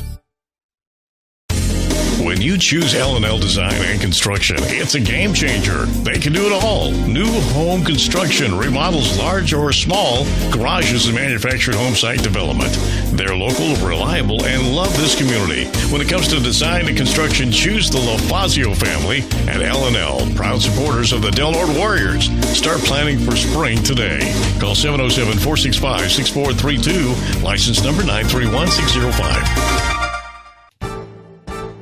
Hi, this is John Pritchett, and this is Warrior Focus. Del Norte High's volleyball team had a good week. On Tuesday, the Warriors traveled to Gold Beach, winning in 3 sets. Then on Thursday, in its first home match of the season, Del Norte defeated the Crusaders of St. Bernard's 3-1. This coming Tuesday, the Warriors motor up to Brookings Harbor for a border war with the Bruins. Varsity game time will be 6:30 p.m. The Warriors girls tennis team gets its first taste of action tomorrow when they play host to North Coast Prep of Arcata. Match time is 10 a.m. On Tuesday, at home, Del Norte plays host to Fortuna. This time, the games start at 3:30 p.m. On Wednesday, the Del Norte High soccer teams will take to the pitch at Del Norte High School. Going to be taking on Fortuna. The boys play first in a rematch of last season's North Coast Section Playoff Championship game. That starts at 3:30 p.m. The girls' teams will then play at 5:30 p.m. Del Norte Youth Football League teams had last weekend off because of the holiday, but they'll be back in action Sunday at Mike Whalen Field. The AAA matchup puts Eel River against Del Norte Gold at 2 p.m.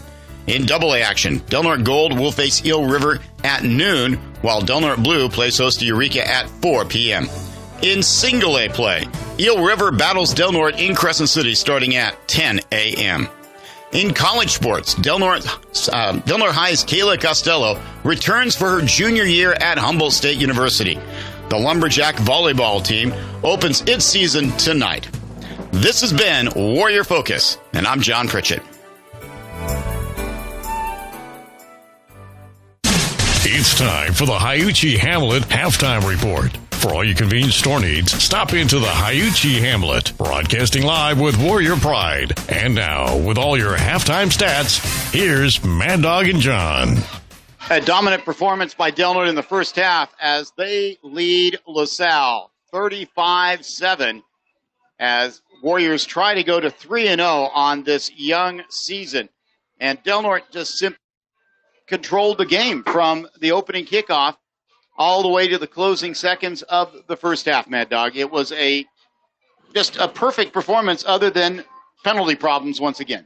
Well, great job by the Warriors controlling the line of scrimmage and doing a great job running the ball. Defensively, like we said, the keys to the game. Can we take care of the defensive backs, contain the pass plays? Once again, great job with the run.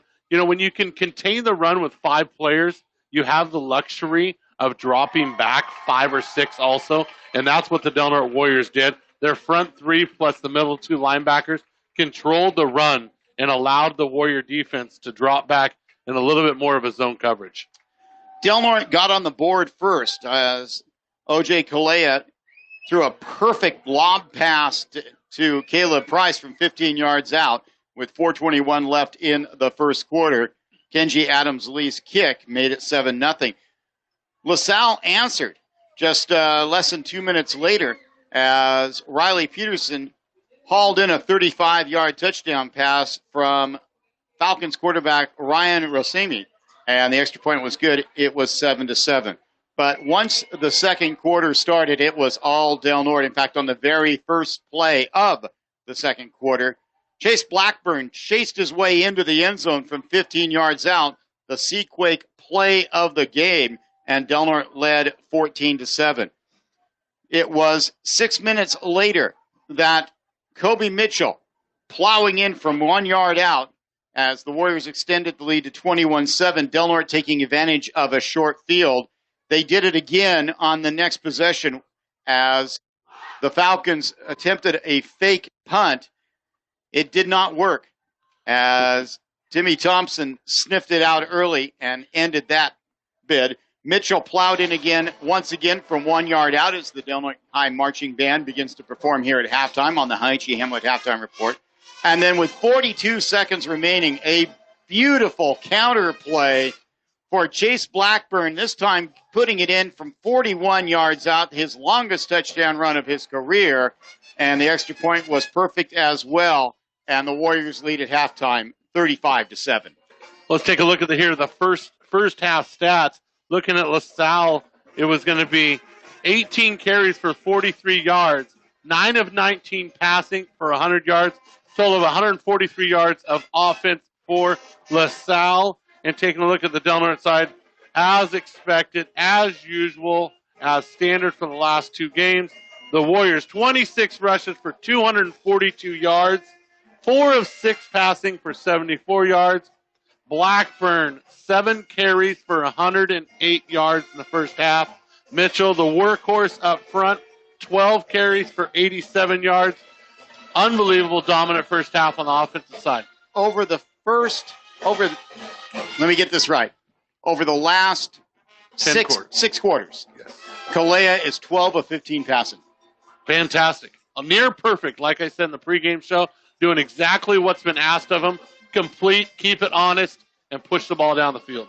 The Warriors getting off to this good start this season, seemingly on its way to a 3-0 record. Just getting off to a 2-0 record has bode well for Del Norte. In 2018, the Warriors finished 9-3, reached the NCS playoff semifinals. In 2016, Del Norte won the Big 5 Conference Championship. Same was true in 2014. And in 2011, Warriors reached the playoffs with a 7-3 record. Next week, we will be at Petaluma, and I'm not aware of the last time Del Norte and Petaluma played each other. I have no idea. It's been longer than I've been around covering Del Norte football. So a couple new teams this year, and I think it's great to see us mix it up. And this all comes from the idea of only having 4 league games. In the past, 3 league games. In the past, you were kind of strung with like 8 league games because you went home and away with the Big 5, and it only gave you the opportunity to play 1 or 2 or 3 outside of your league. So with this opportunity, we get a chance to play more teams, get a chance to see a little bit more of the area, and I feel a lot more exciting football. Let's touch bases real quick with the Poi Aguilar situation. Week before last, Poi was diagnosed with a serious illness. He was rushed down to Oakland's Children's Hospital. Poi, a member of the junior varsity program. JVs did not play tonight, by the way.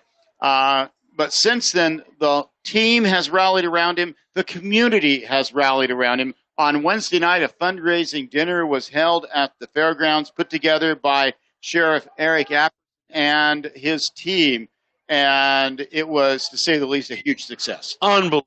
People were lined up outside for the full 2 or 3 hours that they were serving dinner, and just pour out community support. He was part of the Eric Apperson's Explorer group with the Del Norte County Sheriff's Department. So, you really love to see that. A kid like that is involved in so many things in the community and has true Warrior community pride. You love to see the community rally behind it. And that's one thing I talked to my wife about the other day. That's why we live in a community like this. It just doesn't happen one time. It happens every time something like this, a tragedy, happens to one of our youth. We rally behind it as a community, and we make it happen. Good luck to you, Poi. And I know that your procedures have been going well down there, and you've been fighting real hard. So hopefully you get to come home pretty soon, and we get to see you down here at the Mike Whalen Field. We'll be back with more from the Hiuchi Hamlet Halftime Report after this. We're broadcasting live with Warrior Pride. You're listening to Del Norte Sports. It's time for the Hiuchi Hamlet Halftime Report. For all your convenience store needs, stop into the Hiuchi Hamlet. Broadcasting live with Warrior Pride.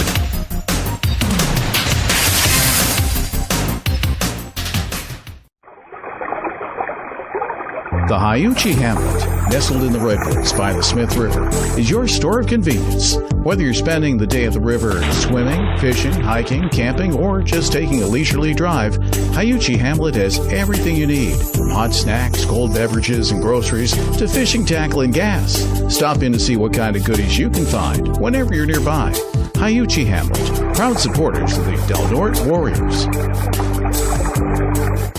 Freeman Rock is your complete source for landscaping products, including topsoil and soil amendments. Buying your products in bulk is the most economical and ecologically friendly. And Freeman Rock also delivers. Freeman Rock is open Monday through Friday, 7 to 5, and Saturday by appointment. Freeman Rock has supplied our communities with quality ready-mix concrete, sand, and gravel, and now landscaping supplies since 1976. Check out our new updated interactive website, freemanrock.com, or call 469-2444. Life can change in a heartbeat. A traffic accident, a sports injury, a heart attack or stroke. Suddenly, your world turns upside down. When you need attention quickly, turn to Sutter Coast Hospital's 24-hour emergency room. Skilled emergency doctors and nurses here offer compassionate and immediate care. Located in Crescent City, right off Highway 101, turn to Sutter Coast Hospital, serving the North Coast region for more than 30 years. When you choose L&L Design and Construction, it's a game changer. They can do it all. New home construction, remodels large or small, garages and manufactured home site development. They're local, reliable, and love this community. When it comes to design and construction, choose the LoFazio family at L&L, proud supporters of the Del Norte Warriors. Start planning for spring today. Call 707-465-6432, license number 931605. It's time for the Hiuchi Hamlet Halftime Report. For all your convenience store needs, stop into the Hiuchi Hamlet. Broadcasting live with Warrior Pride. And now, with all your halftime stats, here's Mad Dog and John. Chase Blackburn has 2 touchdowns for the Warriors. Kobe Mitchell has a pair of touchdowns for Del Norte as the Warriors lead LaSalle 35-7 here at halftime at Mike Whalen Field. John Pritchett, John Horner with you here on the Hiuchi Hamlet Halftime Report. And Mad Dog, once again for the second week in a row, Del Norte has a big lead going into the second half. What should the Warriors do? I think it's very important, especially against with the quarterback as pinpoint accuracy as LaSalle has, is you don't let up here in the third quarter. You got to go full steam ahead. You got to get some points on the board. Big thing is we get the ball here at the second half. Huge possession for the Warriors.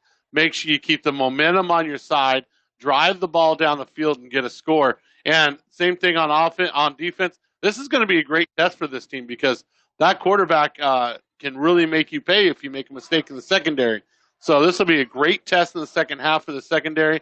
Look for them to play hard, and moving forward, this is going to be huge because there are going to be other teams that are going to try to open it up on the Warriors. To be a good battle here in the second half of the secondary. As mentioned earlier, next week we will be in Petaluma for a 7 o'clock contest there, another non-conference game. And then on September 20th, will be with the Warriors in Klamath Falls as Del Norte takes on Mazama, which is one of the best programs for 4A schools in the state of Oregon. Coach Vic Leash has a great program there. The last time we went there, Del Norte was dominated. 35-0 was the score. Warriors won easily last year, and it should be an excellent game 2 weeks from now. Well, if you're going to find a team that's going to match up with like the HDN teams physicality-wise, it's going to be Mazama. Mazama is definitely known for their physicality and like to run first kind of momentum. So look for that to be a true test for the Warriors when it comes to in the trenches and getting after it. On September 27th, it will be homecoming night here at Mike Whalen Field as Fortuna comes to town. It will be the non-conference game of the season. Those two teams play each other twice every year. Great rivals, great respect between the two programs. You know, Fortuna, the two-time defending North Coast Sections Division champion. Amazingly, last year, Fortuna finished dead last in the Big Four Conference. Yeah, and then ended up winning it. And, you know, that's just a true testament to the HDN. You know, when it comes to the Big Four this year, it's anybody's ball game come down the stretch. And that is interesting playing Fortuna twice. It was interesting last year how they got us down there in that the non-conference. And then at the end of the year when it counted, we got the win. So hopefully it doesn't flip-flop this year as we don't want them to come ruin our homecoming. October 4th finds Del Norte in Weaverville for a game with Trinity Valley. Del Norte won easily last year. Trinity Valley winless in 2018. October 11th, the Warriors have a bye, and then it is time for the Big Four Conference games as St. Bernard's will come to Crescent City on October 18th. Then Del Norte will go to Fortuna on October 23rd, and the regular season concludes with a November 1st game as the Loggers of Eureka will visit Mike Whalen Field. Playoffs will actually be only 3 rounds this year. With the 17-team division and the different layout, there'll be 8 teams that qualify for the playoffs. So there'll be the quarterfinals, the semis, and the finals. It'll wrap up before Thanksgiving this year, John.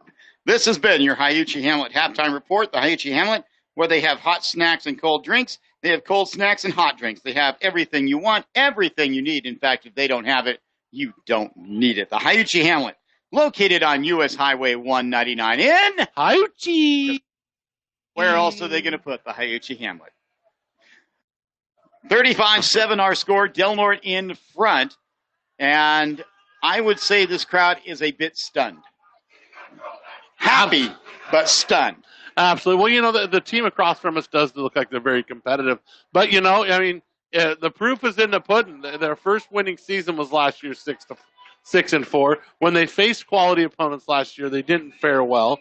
You know, they had the transfer come in, but it is his first snaps with this team. And this is his first varsity start. That's Ryan Rossini, who last year was the backup at a school in Vancouver, Washington, that won the big school state title. Right, so you knew he had talent, but obviously he doesn't have a repertoire with his receivers yet, or his receivers aren't used to catching those kind of passes. But, you know, the Warriors come in with so many seniors, and they know what they need to get done. And this is perfectly executed first half for the Warriors in this senior-laden crew. And this is what you would expect from a score with those kind of circumstances. Del Norte will get the ball to start the second half after they deferred after winning the coin flip. It's Cox Cooley and Blackburn deep for the Warriors. If you're ever going to do an onside kick, and I get something going here, you got to get some momentum shifting here for LaSalle here, down 28 points on the road. This is a big test for them to have a quality second half. Falcons going to be kicking left to right, and here comes the Warriors expecting the onside kick. And instead it's going to be a little pooch that's going to land at the 30, check up, taken by Del Norte. That's Blackburn. Stiff arms, or he tried to stiff arm a would-be tackler, and the tackler instead just grabs him by the arm and drags him down at the 34-yard line, where Del Norte takes over leading 35-7. I tell you what, the difference in mentality from Chase Blackburn from this year to last year is absolutely amazing.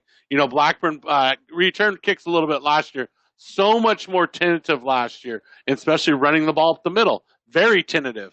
And this year he is running with an abandonment when it comes to kickoff returns and getting that handoff in the backfield. He's definitely matured into running back that we all know he could be. O.J. Kalea, the senior quarterback, puts Blackburn in motion. Pitch play. It goes to Blackburn, right side, trying to stretch it out. Breaks a tackle, but then gets knocked down after a gain of about 4 on the play. And it's going to be 2nd down and 6. Of course, it was tough to get a lot of carries last year when you had Sebastian Puente, who rushed for 1,300 yards, and Ethan Price, who rushed for 1,100 yards. That left Blackburn to focus on defense. And so far this year, he has been terrific on both sides of the ball. Great adjustments LaSalle made, stretched our sweep play out there very well. Only got 3 yards on the play. Ball in the 37. Counter play again coming around is Blackburn. He gets spun down just past the 40. And it's going to be 3rd down and a long 3. They have to get to the 44-yard line. The ball just past the 40. Blackburn's big 41-yard touchdown run was on that exact same play. So the LaSalle team made some adjustments to have. The defensive end did a great job at turning Blackburn up that time instead of getting sucked into the inside. So great job by LaSalle's defense so far of making adjustments here in the second half. First drive of the night here in the second half for either team. Warriors in front. Galea goes under center. Cox Cooley gets the ball in a little pitch play, trying to find some room. Still on his feet, but he's going to get tackled a yard shy of the first down.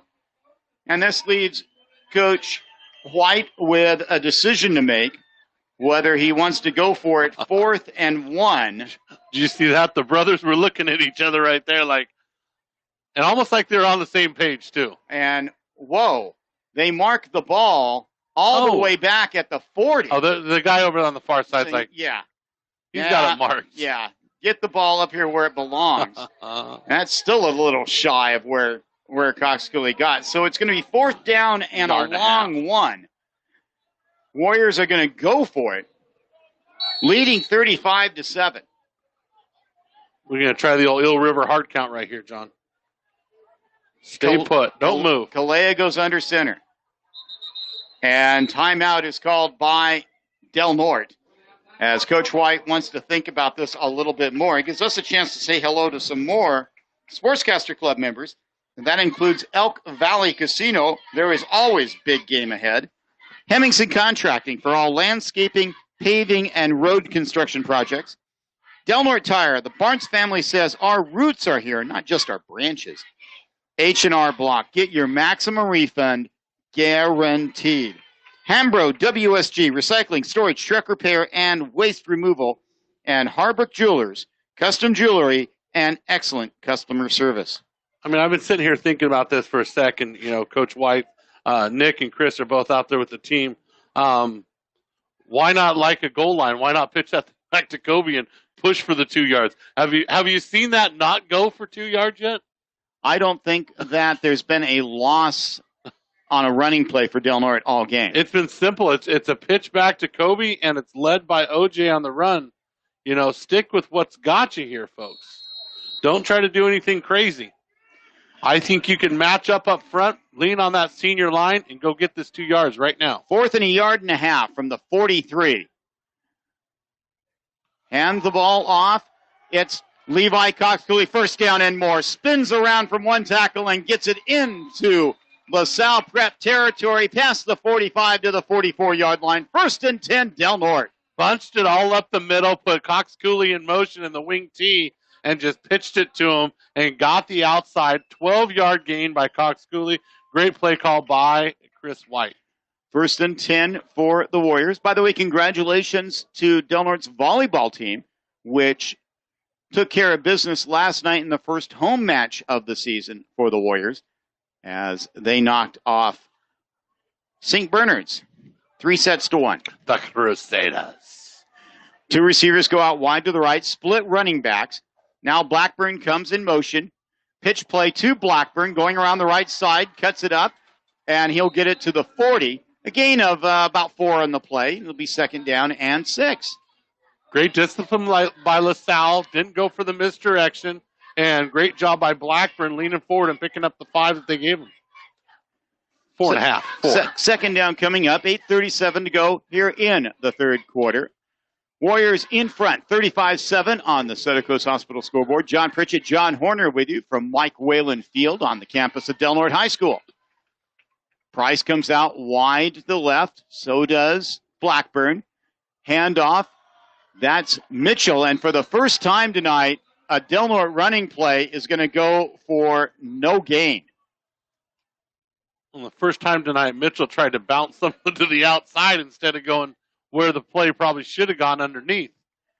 We got 3rd down and 6. You got to give credit to the defensive line, though. They're getting a little bit more of a surge back there and made Kobe make that decision a little quicker than he wanted to. And here is where the numbers pay dividends for the Falcons. They literally have twice as many players as Del Norte does.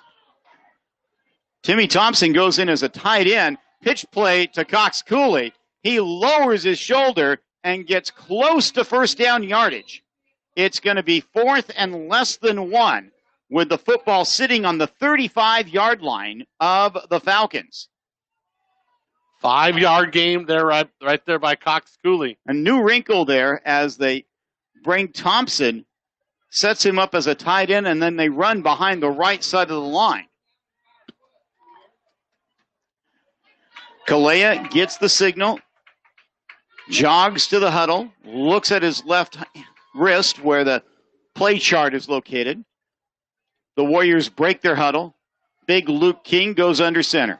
Kalea goes behind King. Gets the ball, pitches it quickly, and it's going to be good enough for a 1st down. That is Mitchell, Kobe Mitchell, the fullback.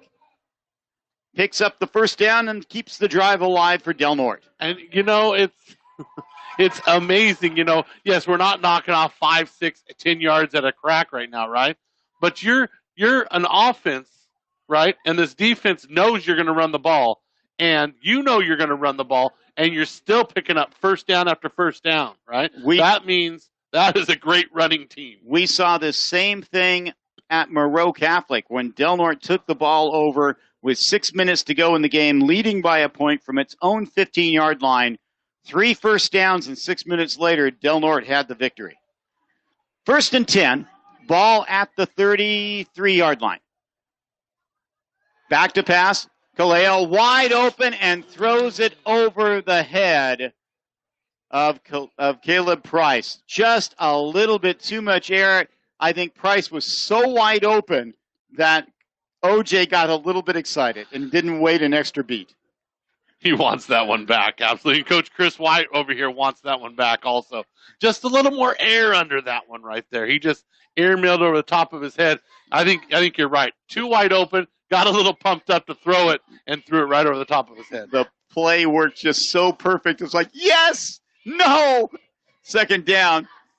Cox Cooley has it on a sweep to the right and cuts it back, and he gets it down to the 25. Cox Cooley is so good about putting his right foot in the ground, squaring his shoulders, and then accelerating upfield on that play. It's going to be 3rd down and about, let's call it 2. Ball just barely past the 25-yard line. You know, John, that's a lot of patience, too, as the ball strings out to the outside. He keeps his eye downfield as he runs the outside. And you're right, when he sees the seam that he's going, he does a great job at squaring his shoulders and going downfield. 35-7 our score. Warriors in front with the ball and moving. Cox Cooley this time coming around the left. He's got people in front of him. And he will get the 1st down, except there is a late penalty flag. And I have a feeling we're going to see another holding call against Del Norte. Waiting for the signal, and that's exactly what it is. So the flag is at the 20, and that'll be where they mark off the penalty. So you got Mitchell with 90, Cox Cooley with 70, and Blackburn with 115. We got a chance of having 300-yard rushers tonight, John. Don't hold your breath. Best game in the career of Chase Blackburn. So it's going to be now 3rd down and 7. Ball on the 31 of LaSalle. Clock ticking. Coming up to 5 minutes to go, third quarter. Warriors up 35-7 on the Center Coast Hospital scoreboard. Price gets single coverage wide to the right. Handoff to Blackburn, who ran into Kalea. And that kind of slowed up the play. Nevertheless, Blackburn is able to get it to about the 26-yard lines. Going to be a gain of about 5, and we have an injured Falcon on the field. And the coaching staff's going to come out and tend to him. That gives us a chance to say hello to some more Sportscaster Club members. Warrior Athletics brought to you by Center Coast Hospital, Lisa McCowan at State Farm Insurance, Hyuchi Hamlet, L&L Design and Construction, Coast Central Credit Union, Freeman Rock with the postgame show, and Seaquake with the play of the game, and, of course, the legendary Sportscaster Club members, which includes England Marine, Fishing, Marine, and Outdoor Equipment. Go Warriors! Mary Dorman at State Farm, here to make life go right. Suburban Propane, their business is customer satisfaction. As the injured Falcon limps off the field, I believe that is Chris Laumba. Is that 10 or is that 16? 16, so that's Peterson. Riley Peterson, the sophomore, who has the lone touchdown tonight for the Falcons. So we have a 4th and 3 here. The Warriors are going to go for it. And the Eel River hard count. Hard count causes the Falcons to jump offside, and that will give Del Norte the first down. What a big play for the Warriors right there. Deep into Falcon territory. Penalty coming on the 25. That'll march it down to the 21-yard line. 1st and 10 for the Warriors. 4:39 left here in the third quarter on the Center Coast Hospital scoreboard. Del Norte leading 35-7. They've had the ball the whole quarter. It's been 8-minute drive so far. Third time this drive the Warriors have converted on 4th down. 1st and 10 now. Ball at the 21. Tight formation. Price to the left. Blackburn in motion, and it happens again, except this time it may be against Del Norte. It is, as Del Norte jumped the gun on that play. It's going to be now 1st and 15. Now you use a little bit more clock now, John. That's the part of the master plan. Ball placed at the just shy of the 25. How many penalty yards now, John? I got 12 penalties now, and I can't count that high. There's way too many big. Kalea hands the ball off. That's Mitchell right up the middle, and he's going to get it almost to the 15-yard line. Good for about 9 yards. They're going to end up marking it at about the 17 as Kobe just going straight ahead, daring them to stop him. It's going to be 2nd down and 6 after the penalty. Dangerously close to the 100-yard mark. Mitchell had 100 yards plus against Moreau Catholic. Only had 1 carry against Wairika. Handoff, Mitchell right side, and it takes 2 Falcons to bring him down, and it's going to be 3rd down again. This time from inside the 15. Looks like about a 3-yard carry on the play for Mitchell.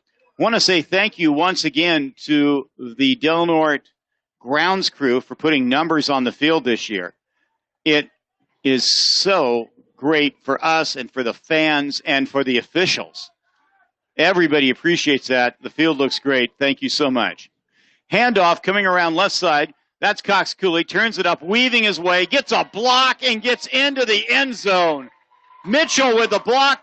Cox Cooley with the touchdown. This one from 14 yards out. What a great job by Cox Cooley, reading his block, being patient, and leaning into the end zone as he got tackled.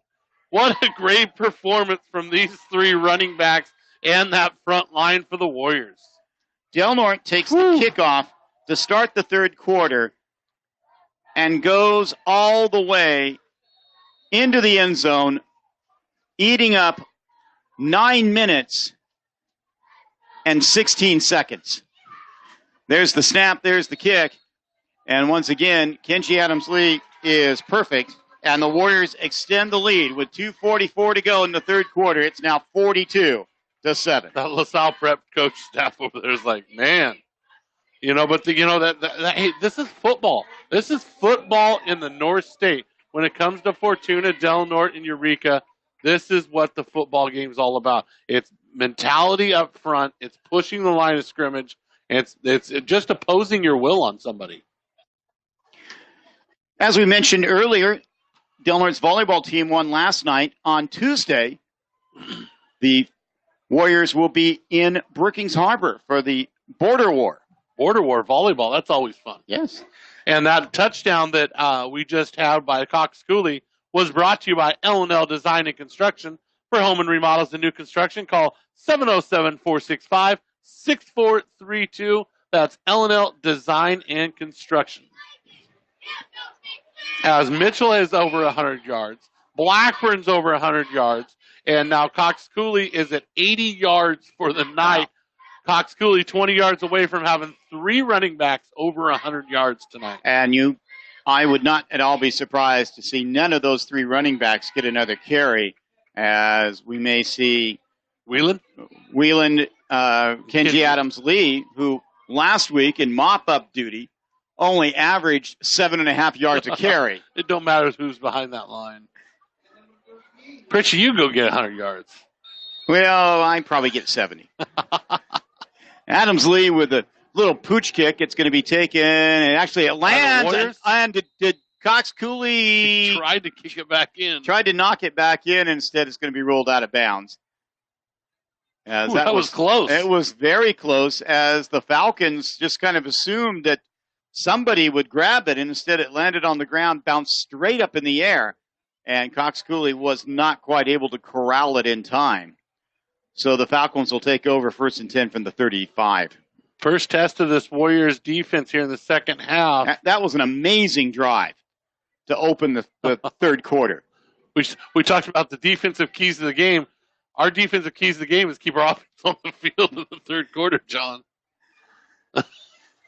They said the ball went out of bounds at the 40. And that'll be where the Falcons start. 1st and 10. Now trailing 42-7. Rasami gets the ball, hands it off the lane, cuts it up the middle, and is going to pick up 6 or 7, making an ankle tackle for Del Norte. Is Thompson. Lane's been the working horse for LaSalle so far. That's 10 carries for him. He's at about 22 yards. We expected to see James Menor with a lot of carries, and that has not happened. Instead, once again, it's Lane. Lane splits one tackle, but can't get away from the second, as Mitchell brings him down exactly at the 50, and it's going to be just enough for a first down. Mitchell's coming up limping a little bit. As well as Tanner Forkner. They're both going to limp off. Cramp from Forkner. He's grabbing the back of his thigh there. Timmy Thompson also comes out. Coming into the game for the Warriors is Wheeland. He'll play linebacker. LaFazio's in the game for Del Norte. And Coach White wants to get his defense lined up with all these new players in there. Coach Foz don't want to get, Coach Foz, you don't want to give up a touchdown anytime. So 2 injuries for the 2 of his key defensive players, 2 subs going in. Slayton was trying to direct him where to go. Coach LaFazio, being a veteran he is, gets a timeout, makes sure they understand their duties and what they need to do out there. As mentioned earlier, Del Norte will be in Petaluma, one of the 4 long road trips this year. The other one will be to Weaverville, as well as the trip to Mazama and K Falls. Looking forward We're looking forward. Remember the hot dogs we had in K Falls a couple years ago? Oh, yeah, they were good. $3.50, and these were big Polish dogs. They were amazing. Almost as big as those gnats that were in the... No, the gnats were small. They were just millions and millions of them. If you don't remember that game, that was just... We got infested. It was terrible. Here we go, 1st and 10. Back to throw. Finds a receiver. It's caught. First down. Making the grab for LaSalle was Salvador, Quentin Salvador. And it's in Delaware territory at the 33-yard line. Nice throw and nice catch as the Falcons, which suffered a severe case of the dropsies in the first half. Dropsies. Twin running backs, one on each side of Rossimi. He's back to pass, straight drop. Now he's got to run. Being chased. Has to run. And he's going to step out of bounds at the 35-yard line. And they're going to say it's a late hit. And what was he doing? It was a late hit. And slow to get up is Rossimi. It's not a good hit. Slayton dove out of bounds. Was it Slayton or was it 77? 56. 56 is Slayton. And so, timeout on the field as quarterback Ryan Rossimi is being checked out on the Del Norte sideline. Warrior Athletics brought to you by members of the legendary Sportscasters Club, which includes Redwood Hotel Casino. Visit Yurok Country, hotel, restaurant, casino, jet boat tours, and more. Crescent City Glass. If it's glass, they work with it, serving you since 1947. Curry Equipment, your one-stop shop for power equipment in Crescent City and Brookings. So they're tending to him over here on the sideline. Coach came over and took a look at him, and they're warming up number 22, I believe. Is their backup? That is correct. That's William Racose, as Rossimi is able to jog off the field. They were planning to play Racose this game anyway. They described him, Coach Hazel described him as a Doug Flutie type. He's definitely shorter than anybody on the field. Was that Flutie's number? It is, 22, at Boston College. Yes. So after the 15-yard penalty for the late hit, it's 1st and 10 from the 20, hands the ball off to Minor, and he gets wrapped up for a loss of 1. Nowhere to go. He's had 3 carries for 2 yards so far. And making the tackle again, number 77 for Del Norte, brought up off the JV team, and we don't have his name. I'll find out. Okay. 2nd down and 11. Rolling out and running now, going down the left sideline and steps out of bounds after getting the first down. Nice play by the quarterback, Racose. He's a junior. Picked up 12 yards on the play. Be a first down for the Falcons. 12-yard gain. That's a little different look with Racose in there. He's definitely a quick. Racose goes out, though. Handoff up the middle, and nothing much happening there. Maybe a gain of 2. Lane's going to pick up those 2 yards. Showerman with the tackle with help from LaFazio. And it's going to be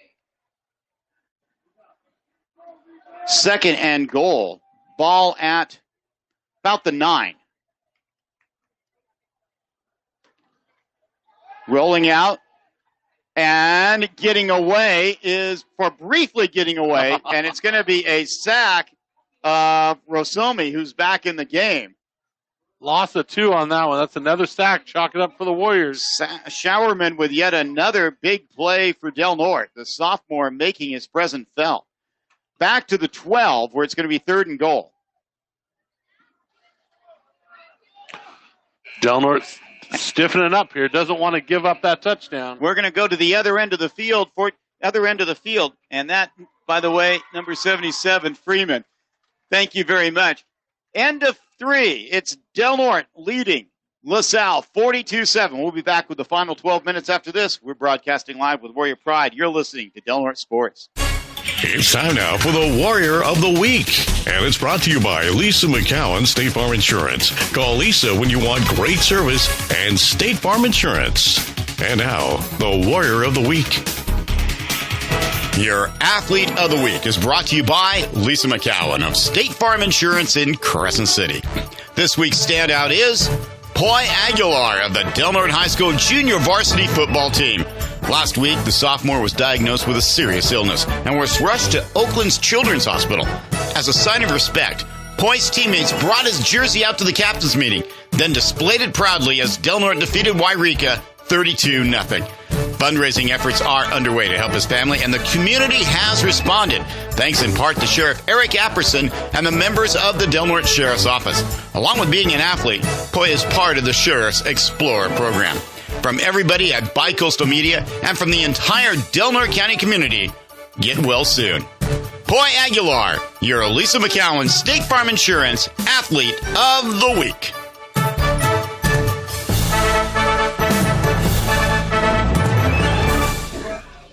Ready for the final quarter as Del Norte moving closer to a 3-0 start to the season. 3rd down and goal from the 12 for LaSalle. Del Norte leading 42-7.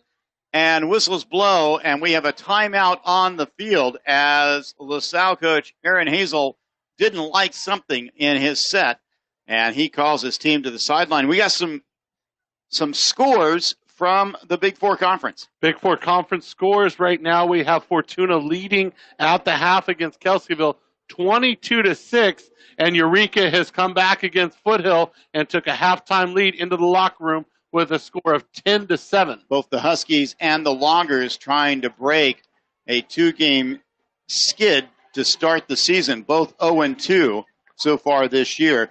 Del Norte and St. Bernard's 2-0. The Crusaders will play tomorrow afternoon at home as Arcata will come to Eureka. That's going to be a very interesting game. Arcata tried to get themselves up into the Big Four, making it the Big Five conference, and it was a no-go, as it wasn't that long ago that Arcata was struggling just to field a team, and now, under some new leadership, feeling pretty positive about themselves. We'll find out how good they really are tomorrow afternoon. And St. Bernard's wanting to go down, so. So here we go, 3rd and goal, ball at the 12. Back at quarterback is Rosimi after an injury. Gozak throws over the middle, incomplete, in and out of the hands of Carson Redmond, the senior tight end, and it's going to be 4th and goal from the 12 now. Redmond just wasn't quite ready for it. He wasn't expecting the pass that quick. He was open, and the clock continues to run. Warriors leading on the Central Coast Hospital scoreboard, 42-7. 4th down. Big play here for the Warriors. They don't want to give up a touchdown here. 3 receivers go out to the right, 2 to the left. No running backs. Razima by himself in the backfield. He's got his scramble, trying to get away. Looking, stop. Now he's going to go back the other way. Being chased. Lots of green grass on that side. Throws, caught, touchdown, penalty flags fly. And we have an injured player at Warrior. That's Connor Long, struggling to get up. And he may have been victim of a crackback block. The flag was way away from where he was at. I'm thinking it was a holding call. Well, there is a flag where he was. Oh, got you. There's 2 flags in. So let's see what we got. If one of the flags is against LaSalle, wipe the touchdown off the board. Personal foul against LaSalle. No touchdown. In fact, it's going to be a 15-yard penalty. Tough break for LaSalle right there, but anytime you get, like you said, you get reverse direction, clear across the field, blocking gets a little bit funky, and that's exactly what happened right there. So now it is going to be 4th down and goal, I believe, from about the 32. They're still talking over there. It was a touchdown, so you don't want to give them that, guys. You want to go back. Caleb Price, the junior, saying, send him back, send him back. Nice play by Rosemi as he had to scramble first from one side of the field to the other. Turns out it's going to be at the 25-yard line. So it's going to be 4th and goal from the 25, actually just beyond the 25. Connor Long now on the sideline getting attention. He's standing kind of gingerly. I think he's going to be okay. 2 receivers go out to the right. As the Falcons take a look, and they're going to call timeout. As it's hard to find in the playbook that 4th and goal from the 26. You got to flip through a lot of pages, John. Yeah, that's near the back of the book. Warrior Athletics brought to you by... Actually, I think we've done it all. Yes, we have. We've covered them all. Let's take a look at the third quarter stats here. We had 7 rushes for 23 yards for LaSalle and one passing for 17. They had a total of 40 yards in the third quarter. They only ran 8 plays from the line of scrimmage in the third quarter. And for Del Norte, it was 13 rushes on 72 yards on that one drive that capped off with that touchdown, John. Going to see if we can get a score from Brookings. Of course, we're very pleased at Bicoastal Media to add Curry Radio, both AM and FM, to the Bicoastal Media family. Excited about that. Here we go. 4th down and goal from the 25. Not a lot of plays. Now trying to scramble. Being chased by Freeman. Throws it, and it is intercepted by Del Norte. Coming back the other way is Cox Cooley. He's going to try to bring it back some 90 yards. He gets driven to the ground. Penalty flags go flying from various locations on the field. We have a crackback block in the middle of the field. That's the 3rd interception of the year for Del Norte. You know, that's been a point of emphasis this year, is those crackback blocks. Even though they're good hits, they're going to call those blindside hits personal fouls. Cox Cooley with his first varsity interception. Injured player on the field for the Falcons. And the penalty is against Del Norte. Unsportsmanlike conduct. It's been a point of emphasis at this level and at the next level. The blindside hits, even though they're good, clean hits, they're against defenseless receivers. So, speaking of the next level, of course, no more Humboldt State football, and I won't go into that because I don't want to send my blood pressure soaring. But College of the Redwoods is going to play 4 of its 5 home games this year at Humboldt State. They're going to do some construction work at CR. I checked the College of the Redwoods website. I know there's at least a couple of Del Norte players playing volleyball there, and that has been a home for Warrior football players as well. But unfortunately, the website not very helpful.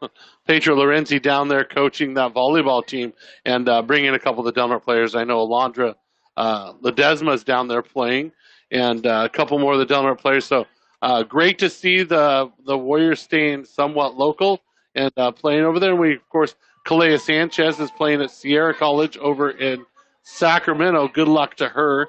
She's playing volleyball over there. And Kayla Costello playing for Humboldt State, her junior year. So the Warriors backed up inside their own 5. Handoff is Mitchell. Throws one would-be tackler away. And finally it takes 3 of them to bring him down, taking it all the way to the 25-yard line. 16 yards for Mitchell. You don't see many running backs that can do that. They have the ball in one hand, and with their free hand, it's not a stiff arm. It is a push where you just launch the would-be tackler, Marshawn Lynch-like, into the ozone. You've been Mitchelled right up the middle. 15-yard gain, 17 carries for Mitchell now tonight. I remember Austin Moore, big brother of Kobe, in a Del Norte Eureka game where Austin was playing defense and he picked up, we got timeout on the field by Del Norte. Austin picked up the running back and just threw him to the ground. I mean, like body slammed him, picked him up and not tackled him, pounded him into the ground. And the Eureka players were like woofing at him, saying, come on, bring that. And he just kind of turned and looked at him, and the Eureka players, okay, on second thought, okay, we'll go pick him up. And, of course, Austin now, a mixed martial artist, and he competed this last weekend at Bear River. And I do not know how he did. He lost in the second round to TKO. First time he got caught up a little bit and got taken down and taken out, but Austin, a great competitor, finally got down to the fight weight he wanted to be at. It's like about 175. The last time I saw him, he looks just terrific shape. Fantastic shape. So, when you're in MMA like that, it just takes 1 second to get caught up. Kind of like when me and you were out here wrestling, John. Take you down with a chokehold. Take you down with a hot dog. So here we go, 1st and 10 for the Warriors. There's actually a football game going on. Well, finally. Both teams liberally taking timeouts. Halfway through the fourth quarter, handoff by the Warriors right up the middle. And not much going on there. Maybe a half-yard gain for the running back, and that was Kenji Adams-Lee, I guess. As he was quickly swallowed up by a host of Falcon tacklers. You're looking over here on the sideline. You got Kobe Mitchell sitting down. You got Slayton out of the ball game. And we got Caleb Price in at quarterback. Twin running backs split behind Price, who goes under center. And he is going to take some time off the clock. Warriors up big. And collision in the backfield as the two running backs ran into each other. It's going to be a loss on the play. Carrying the ball is Kenji Adams-Lee. Given not a loss on the play, picked up another yard, John. Did he? Okay. We're down to 3rd and 7. 6:35 remaining in the game. Del Norte in front, 42-7. It was 35-7 at halftime. And Del Norte is going to take its time. And that's what surprises me about anything some Wairika people may have said about running up the score. Del Norte milked the clock in the second half, never passed the ball, ran the ball with its backups. Hand the ball off right up the middle, finding a little running room, but coming up short of the first down. Adams-Lee again. And it's going to be 4th down, and for the first time tonight, we are going to see Del Norte's punt team come on. And that's Kenji Adams-Lee. I take that back. There's been one punt, and that was the one, a 48-yarder that was down inside the 5. It was on the first drive, wasn't it? Yes. When the Falcons decided not to send anybody back, and it looks like they're going to do that again. And it doesn't even look like they're going to come after it at all. That's odd.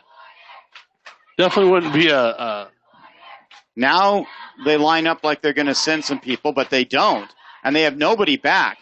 There's the kick, very high, bounces on the 40, takes a Del Norte roll, gets to the 30, and comes to a stop just past the 30. So a 10, 20, 30, 40-yard punt for Kenji Adams-Lee to go with a 48-yarder. And with 4:52 left here in the ball game, we have a running clock on the Center Coast Hospital scoreboard. Del Norte leading 42-7. Next week we'll be in Petaluma, California. Is that still the home of the World Wrist Wrestling Championships? Remember that when we were growing up, yes, and it would be on the ABC's Wide World of Sports? Yes, it is. I competed there last year. No, you did not.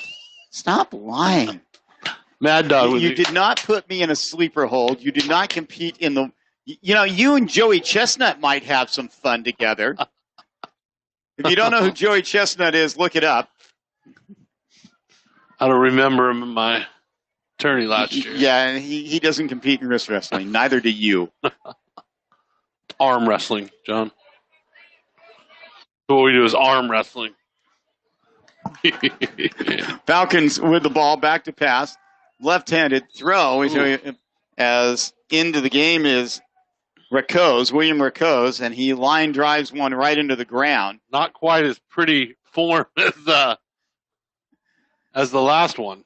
Second down. Coming into the game for the Warriors, Davian Afdal is in, getting some playing time. As Slayton sprints off the field full speed.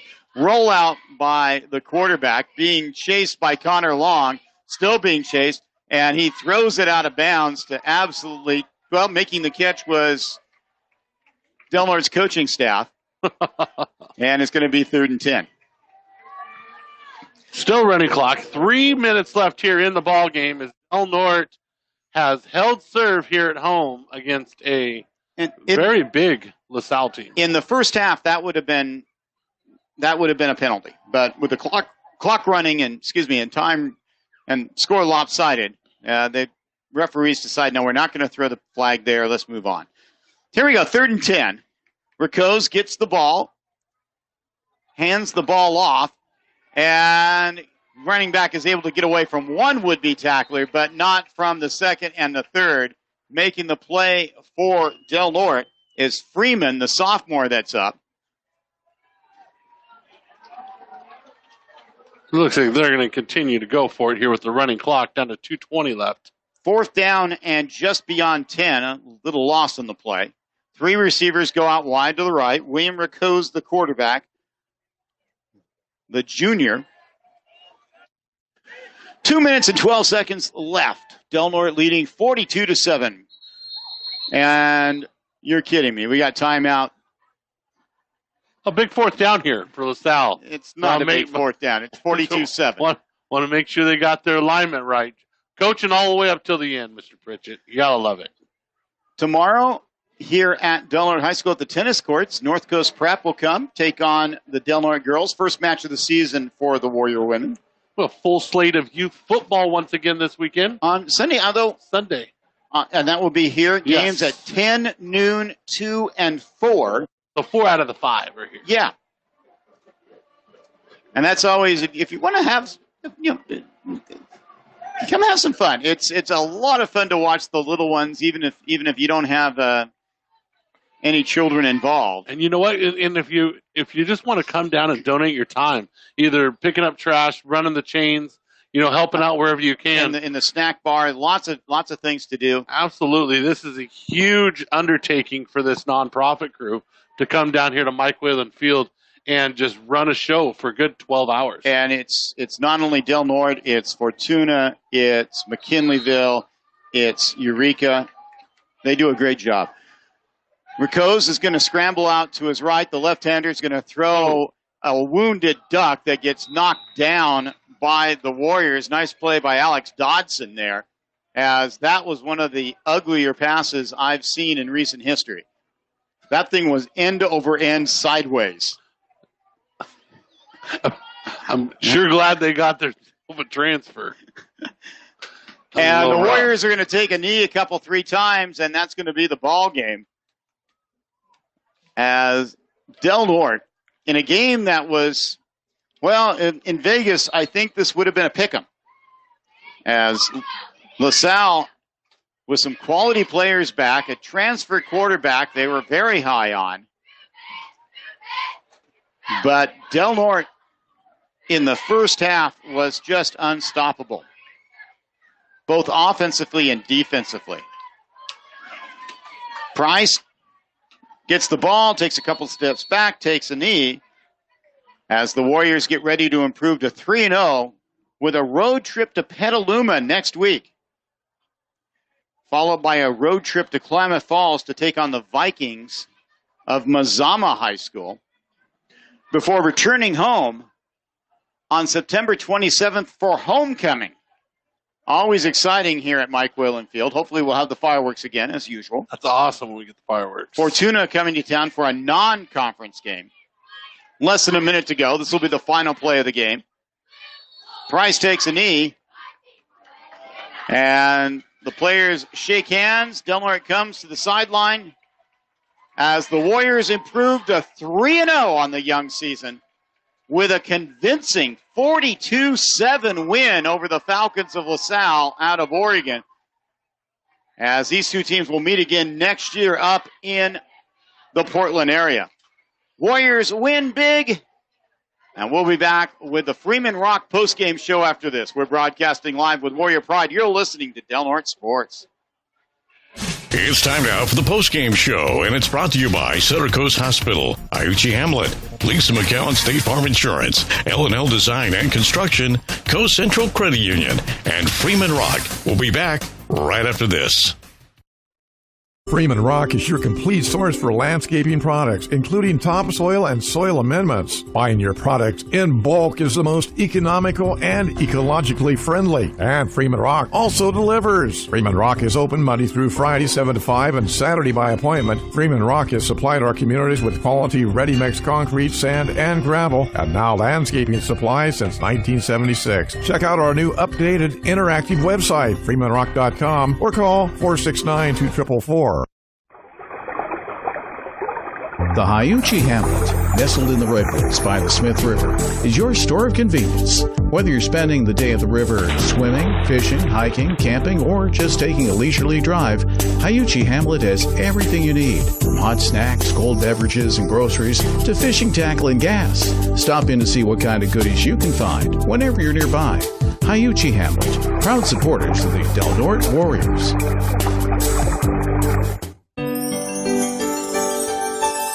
Life can change in a heartbeat. A traffic accident, a sports injury, a heart attack or stroke. Suddenly, your world turns upside down.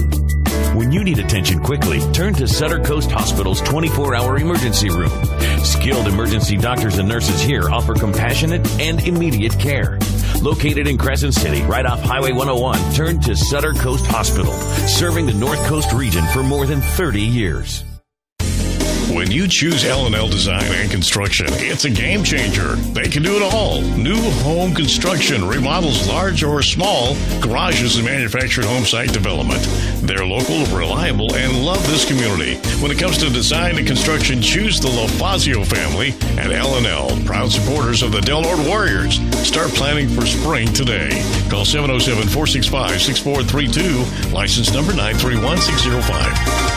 It's time now for the postgame show, and it's brought to you by Center Coast Hospital, Iuchi Hamlet, Lisa McCowan State Farm Insurance, L&L Design and Construction, Coast Central Credit Union, and Freeman Rock. And now, here's John and Mad Dog. Del Norte's defense does the job. Del Norte's offense is just too strong as the Warriors claim a 42-7 win over LaSalle Prep here at Mike Whalen Field. The Warriors improved to 3-0 this season as Del Norte absolutely dominated this game. Absolutely did. And, I expected a great performance by the front line, and Del Norte did exactly that. They came out and dominated the front line, and maybe matched up pretty well with this team compared to any other team when it came to size. But Del Norte's experience up front and their running backs were a little too much for LaSalle. Warriors got on the board first halfway through the first quarter as O.J. Kalea hit Caleb Price on a 15-yard touchdown pass. Warriors led 7-0. But the Falcons of LaSalle responded. Riley Peterson hauling in a 30-yard touchdown pass from Ryan Rossini, and it was tied at the end of one, 7-7. After that, it was really all Del Norte, especially in the second quarter. First play of the second quarter was the Seaquake play of the game, and it sounded something like this. 1st and 10 with the ball on the 15-yard line. Kalea goes under his center, sends Blackburn in motion. He gets the ball going around the right side, cuts it up, finding room, goes into the end zone. Chase Blackburn with a touchdown from 15 yards out. That was your Seaquake play of the game, and it gave Del Norte a lead it never gave back. Short time thereafter, Kobe Mitchell got his first touchdown of the night, this time from 1 yard out. And less than 3 minutes after that, he did it again, once again, from 1 yard out. And at that point, it's 28-7. And then with 42 seconds left to go in the first half, it was it was Chase Blackburn, his second touchdown of the game. This one from 41 yards out on a beautiful counter play. And it was 35-7 at halftime. In the third quarter, Del Norte took the opening kickoff, marched down the field, converting on fourth down 3 times, and Levi Cox-Cooley scored from 14 yards out as Del Norte ran over 9.5 minutes of the clock off in the third quarter. And that was the end of the scoring. Running clock in the fourth quarter, Del Norte took its time and claimed the victory, 42-7, 3-0 on the season, with a road trip coming up to Petaluma. And Mad Dog, you have some stats, and you will rarely see the rushing balance that Del Norte had tonight. Unbelievable. But take a look at LaSalle first. 26 rushes for 69 yards. 26 rushes for 69 yards, and then he was 10 of 24 for 117 for a total of 186 yards of total offense. And taking a look at Del Norte's side, and like we said, Cox-Cooley, 82 yards. Mitchell, 117 on 17 carries. Blackburn, 117 on 10. Del Norte, 43 rushes for 347 yards, 4 of 7 passing for 74 yards. It's been pretty textbook the last 3 games when it came to the balance of run to pass and the quality of performance from OJ, doing what he needed to do to keep him honest, and the 3 running backs, almost all 3 of them getting 100 yards. But Mitchell and Blackburn with 117 apiece. What a great performance by the Warriors. Joining us here in the booth is Del Norte High School head football coach Nick White. And Coach, an impressive performance by your crew. Oh, thank you. Yeah, I mean, we played our butts off tonight. We didn't really know much about them coming into this. We didn't know how good they're going to be, how big they were. They had some big dudes too. So our kids came out, responded great. We focused on ourselves, focused on defending our home turf, and we take pride in that. People come here and watch us. We want to give them a good show. Community support is awesome. Most people thought the Falcons were going to be able to run the ball somewhat. Your defense, your run defense, was almost perfect. Other than one run by the quarterback on a nice little option play, their running backs got next to nothing. Yeah, they did a great job. Actually, we were playing pass D most of the game, but so that's a big plus to the D line. They're doing their jobs. Linebackers are filling holes. D line's getting penetration, stringing the runs out so we can all rally. And that was a huge part of our defensive game plan, was we can stay in our pass D for the most part, because we knew they couldn't run the ball, and they weren't gonna try it after a while. After basically the first drive for LaSalle, your defensive backs just shut down LaSalle. However, they helped by dropping the ball on a number of occasions. Yeah, no, they had some open ones, and that's them playing their first game and first game jitters with them coming out. But yeah, we closed hard. We challenged them. We've been doing it for 3 weeks straight, challenging receivers, and those kids did great. They came up. Nick Freeman had a couple good hits. So they, it's a whole team effort, and it starts with kids rerouting when they first start, and then our DBs get a chance to cover them after that. Another quality performance by your quarterback, OJ Colea. Last year, 46% passing percentage on completions. This year, he's over 80. Oh, dang. What's the difference? Yeah, it's just, we picking and choosing when there's a good time to throw, and our percentages are high, and OJ's doing a great job of doing what he's supposed to do, reading the defense. He made a great throw to Caleb on that touchdown.